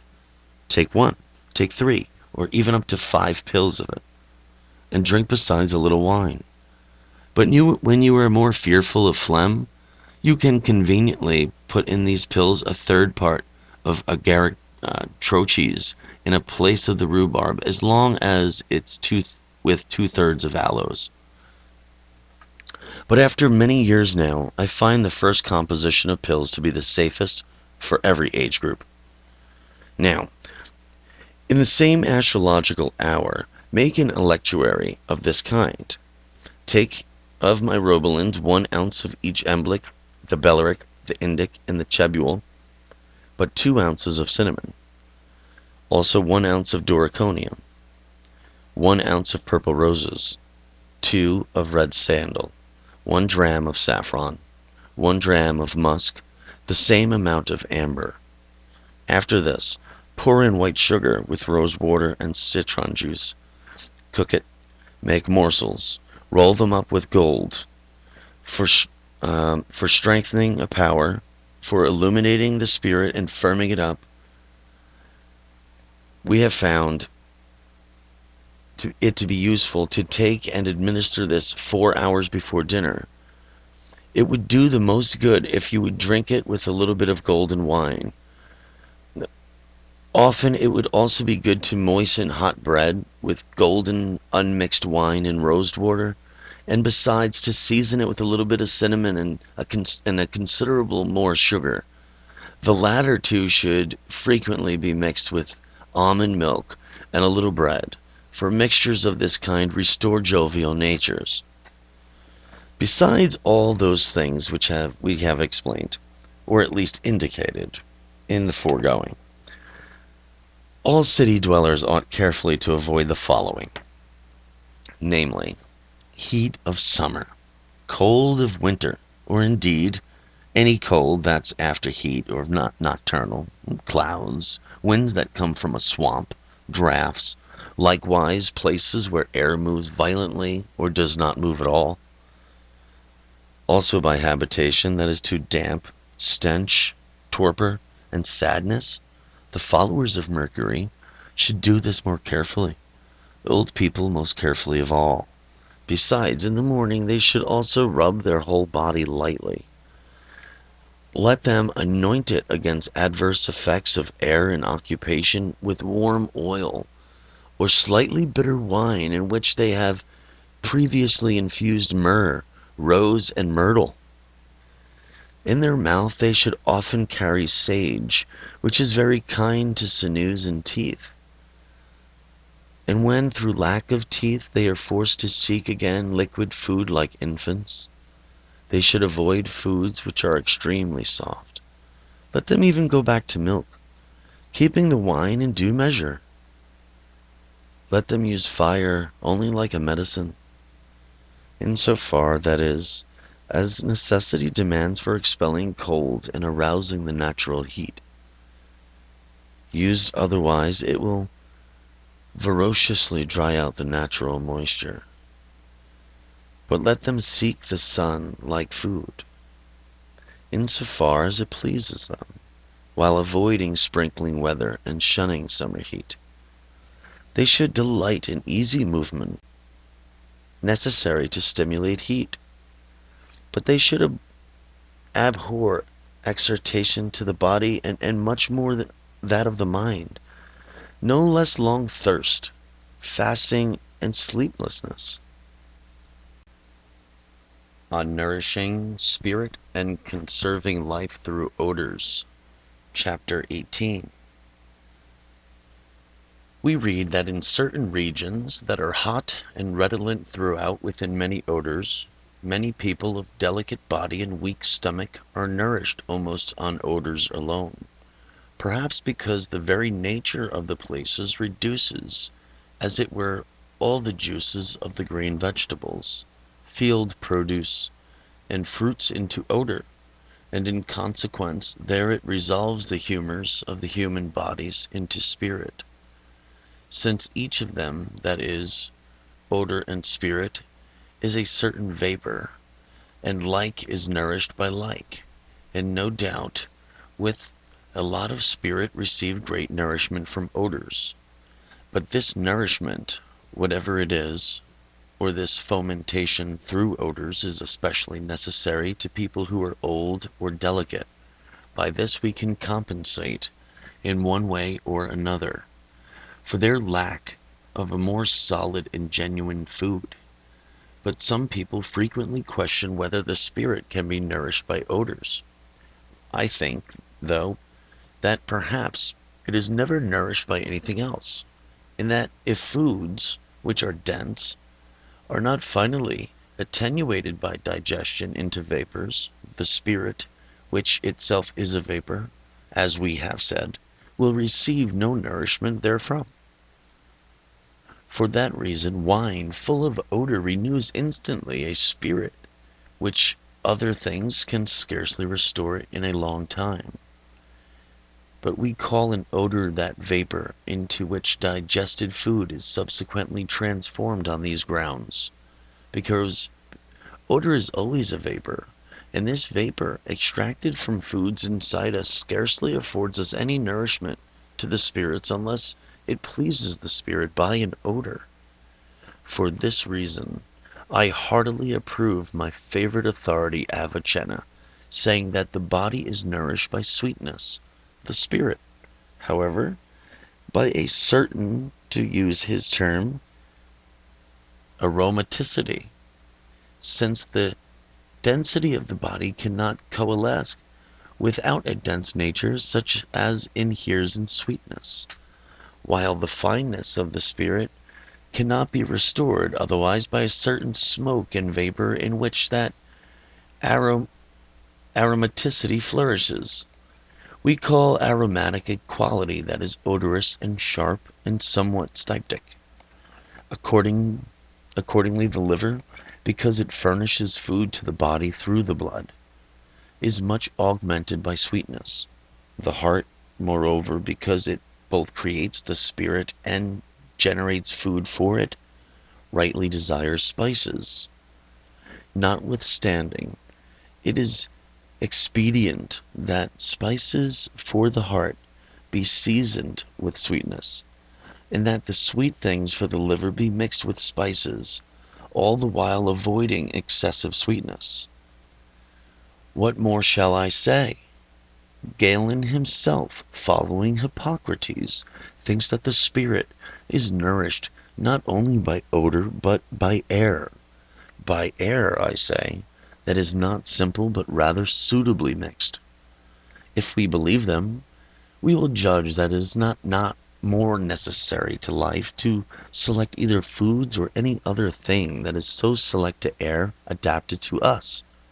For air, affected easily and always by qualities of things both sublunary and celestial, poured around us with a sort of immeasurable amplitude, and with this perpetual motion penetrating us on all sides, reduces us wonderfully to its quality, especially our spirit, especially the vital spirit, which flourishes in the heart, into whose chambers the air, flows now steadily, now suddenly, thus straightway affecting the spirit according as it itself disposed, and through the vital spirit, which is the matter and origin of the animal spirit, equally affecting the animal spirit. For intellectuals, the quality of the animal spirit is of the highest concern, because they mostly work by means of this spirit, and so they, more than anyone, have to select pure and luminous air, odors, and music. For these three are judged to be the principal fomentations of the animal spirit. Most important to life, however, is choice air. For in Egypt, many babies are born in the 8th month survive, and also many in the temperate regions of Greece, thanks to the very salubrious air, which Aristotle recounts and Avicenna confirms. But assuredly, just as the body composed of various things must be nourished by various foods, so the spirit, similarly composed, must be delighted and fomented by a variety of air, always well selected. It should also be refreshed daily by a similar variety of choice odors, for air and odor themselves seem to be the things resembling spirits. Now, the Peripatetics, Alexander and Nicholas, along with Galen, conclude that the vital and the animal spirits are nourished with odor and with air for this reason, because Both of the latter are mixed and are of like form, and both having been absorbed penetrate into the heart, and there are digested and tempered to the use of life, and poured through the arteries. In the arteries, as they say, both having been digested, again nourish both of these spirits, and especially the animal spirit. Moreover, they say that the air we breathe is good not only for cooling our heat, but also for nourishment, on the grounds that even animals who are very cold, like reptiles, breathe. They add that the thicker air is more suitable for the animal spirits, these being more corporal, the thin air, pure and clear, suitable rather for the vital and, most of all, for the animal spirit. Nor should it be any surprise that the spirit, being so tenuous, is nourished by things that are also tenuous, since indeed many small fishes are nourished by the clearest water, and in such water basil lives, grows, flourishes, and gives forth its odor, not to mention those elements which the chameleon and salamander are frequently said to subsist on. Let us go back to our own concerns. It is as important as possible what sort of air we breathe, what sort of odors we inhale, for the spirits in us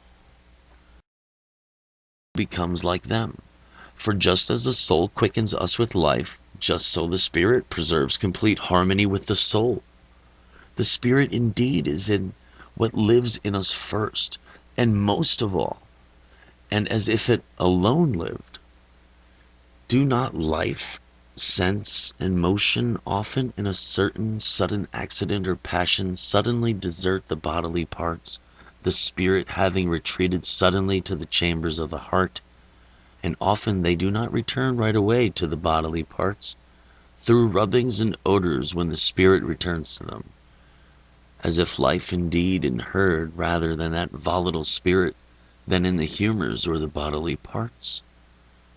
Otherwise, on account of the thick viscosity of the humors, life would come to and recede from the bodily parts much more slowly. Therefore, people who wish to lengthen their life in the body should especially cultivate the spirit, augment it with nutrients which augment the blood, that blood which is tempered and clear, foment it always with choice air, feed it daily with sweet odors, and delight it with sound and song. But meanwhile beware the hotter odors, flee the colder ones, seize on the tempered ones, temper the cold with the hot, the dry with the moist, but beware that every odor, because it is the most subtle part of the given body, has some heat, and expect that those odors are going to be more nourishing, which come from things which are themselves nourishing, as for example from the aromatic pear, the peach, and similar kinds of fruit. More, however, from fresh hot bread, most from roasted meat, most of all from wine. And consider that just as taste, which wondrously pleases, is the cause or occasion of the most and quickest nourishment of the body, so odors behave toward the spirit. It is pleasant to remind you again how Democritus, when he was at the point of death, to gratify the wishes of his friends, retained his spirit for 4 days by the smell of hot loaves. He would have kept his spirit even longer if it had to please him so.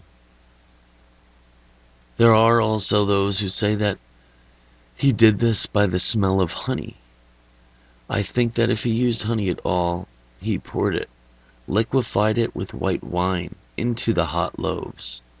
For the odor of honey is not to be scorned, for it is the flower of flowers. It nourishes considerably by its very sweetness.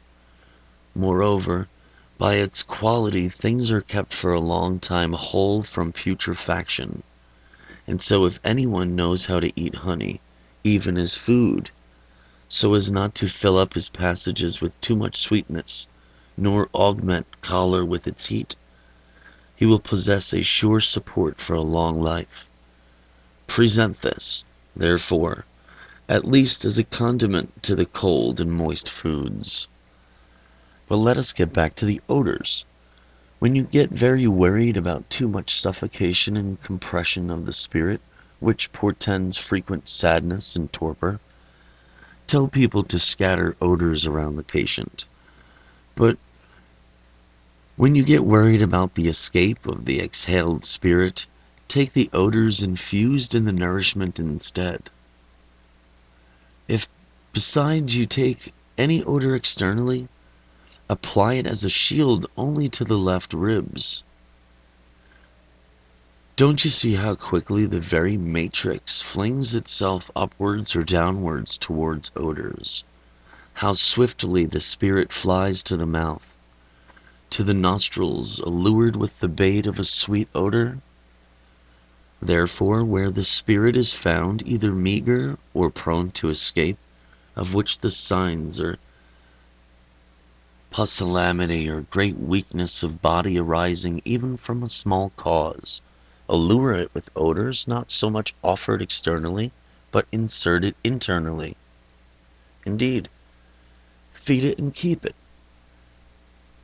but choose the odor of wine before all others, for its odor, exhaling from its nature, nourishes the spirit much, while most of all it quickens and nourishes the body and affects the sense with pleasure. Such wine is particularly hot, moist, odorous, and clear. I would say sugar is like this. If it assumes an odor, cinnamon is also similar, and doriconium, anise, and sweet fennel. If, with their sharpness, people add more sweetness to the little that they have. Thus, make for yourselves that balance which nature did not make. And as often as you feel dispiration of the spirit, bring to bear the hotter, sharper, and very subtle things, which inhibit a little of the volatile spirit, and prevail upon it to stand still, as you do by saffron, cloves, and cinnamon, namely, toast, rose water, rose vinegar, a rose, myrtle, violet, sandal, coriander, quince, and citron. But abhor camphor when we have to counteract gray hair. But I always like fresh mint, salutary also to the mind and very safe to the spirit. Finally, remember that all things which are contrary to poison are very salutary to life, by means not only of taste but of smell, and especially theriac. But we have recounted these in our book Consiglio contra la Pestilenza, and we recount them in the next book, so that you will know them all. Among these antidotes, moreover, we number also wine, for just as hemlock is poison to man, so wine is to hemlock, when drunk not at the same time, but a little after. And lest I should allure you here only with odors, I entrust you the makings of an electuary, to be tasted every morning, sweet to smell and taste and very salutary to life. Take 3 ounces of chebule myrobalans, 1 of emblic, 1 of indic, 1 of bellaric, but 1/2 ounce of doriconium, 2 ounces of cinnamon, 1 dram of saffron, 1/3 a dram of amber, and the same amount of musk. Grind it thoroughly, and add as much rose sugar as will satisfy the taste, as much red sandal as sufficient for the color, likewise as much as emblic or chebule honey as needed to make an electuary soft, and as many leaves of gold as there are ounces aforesaid. But when a multiple compound is too difficult, we have found that this simple one is the best, namely of chebule myrobalan, sweet fennel, and sugar dissolved in rose water, taken sometimes on an empty stomach, sometimes after supper. Remember that preserved myrobalans are best. Moisten the dry ones at least a whole day in sweet almond oil or cow butter before you mix them with anything, Also, Avicenna endorses you a confection made of emblic and indic myrobalans, and with cashew honey and melted butter. Likewise, chebule myrobalans with ginger and scales of iron, and preferably gold. Likewise, Pietro Diabano approves a compound made from equal parts of saffron, mace, castor, and ground and mixed with wine, which he affirms that he often extended, even a life of which is practically moribund. In conclusion, Haley, the astronomer and excellent physician, asserts that life is made longer by the use of trifera and similar things. In every trifera, myrobalan is the foundation, but this one they temper with subtle and soft things, especially when myrobalan is somewhat dry, so that it penetrates yet does not obstruct the passages or dry up the belly too much or constrict it. I use it most conveniently with wine alongside, but just a little, so as not to dilute it. But Pietro's composition, which I recounted just now, if it is useful, and I think it will be useful rather to smell than to drink. The Medicine of the Magi for Old People. Chapter 19. The Magi, observers of the stars, came to Christ, the guide of life, under the guidance of a star. They offered a precious treasury of life, gold, frankincense, and myrrh. They dedicated 3 gifts representing the lords of the planets to the Lord of the stars. Gold, that is, representing the temperedness of Jupiter, because gold is the most tempered substance of all. Frankincense for the sun, because it especially glows with Theban heat as well as odor.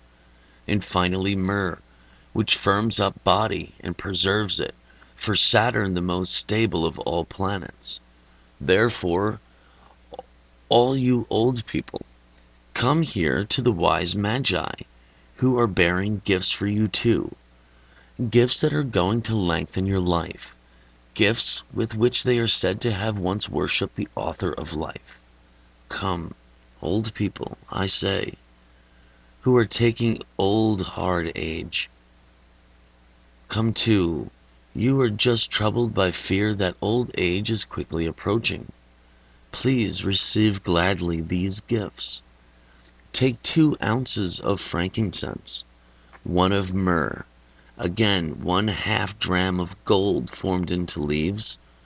Grind these 3 together, mingle them, mix them with a golden wine to form pills, and perform this at the lucky hour when Diana enjoys the favorable aspects of Phoebus or of Jove. Thereafter, take a small portion of this great treasure at any day at dawn, and wash it down with a little drink of wine, except if it be in the heat of summer, for then it is better to drink rose water. Moreover, if at any time any of you especially fears heat, let him add a myrobalan, either the chebule or emblic, equal to the combined weight of the frankincense, myrrh, and gold. Beyond any question, this will guard your natural moisture from putrefaction. This will ward off longer time the resolution of the moisture. This will foment, confirm, and strengthen in you the 3 spirits, natural, vital, and animal. Again, this will quicken your senses. It will sharpen your intelligence. It will conserve your memory. On avoiding those dangers which are imminent in any septenary of life. Since astronomers have distributed the respective hours of the day in succession to the respective planets in order, and in similar order the 7 days of the week, and have in the very unborn babe organized the months and the functions of the planets, why should we not also arrange the same functions by years? Just as Saturn rules the babe hidden in the womb for the first month and the moon for the last, so, as soon as he is born, now in reverse order the moon should rule in his first year, in his second, if you will, Mercury, in the third, Venus, in the fourth, the sun, in the fifth, Mars, in the 6th Jupiter, and in the 7th Saturn, and afterwards the order should be repeated throughout life.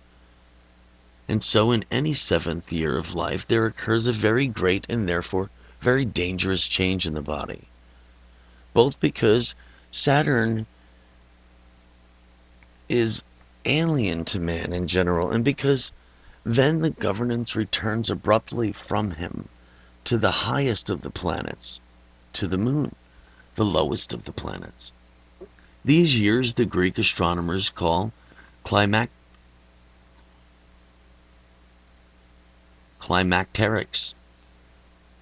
We call them scalary, or graduary years, or decretorial years.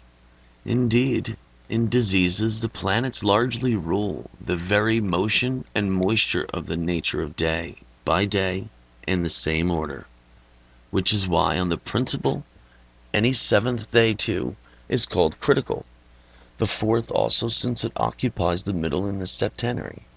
Therefore, if you want to prolong your life unbroken by any of these steps into old age, as often as you attain to any 7th year, earnestly consult an astrologer.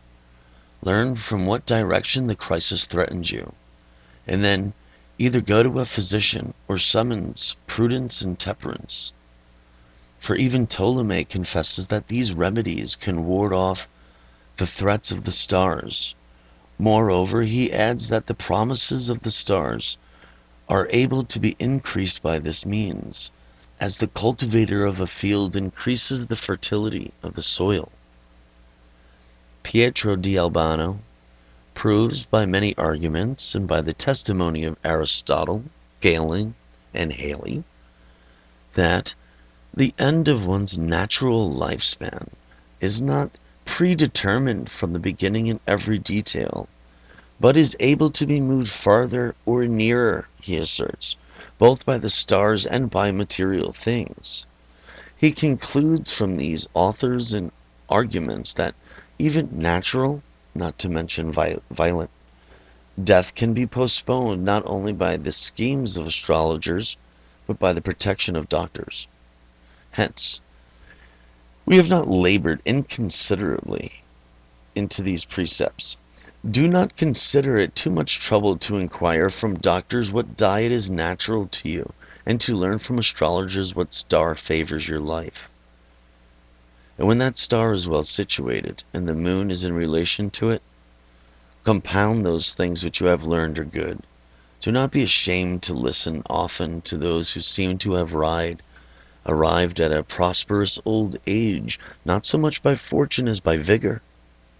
Besides all this, Ptolemy and the other professors of astronomy promise a life prosperous and long from certain images contrived from specific stones and metals under specific stars. But indeed, on the subject of images, in part and especially of the other kinds of celestial favor, we are composing a commentary on Plotinus, which book we think ought afterwards be subjoined to this work in the same way that we want this one to be inscribed after the one we composed on the care of health of learned people. We now request that the celestial favor for a long youth of which I spoke, this would be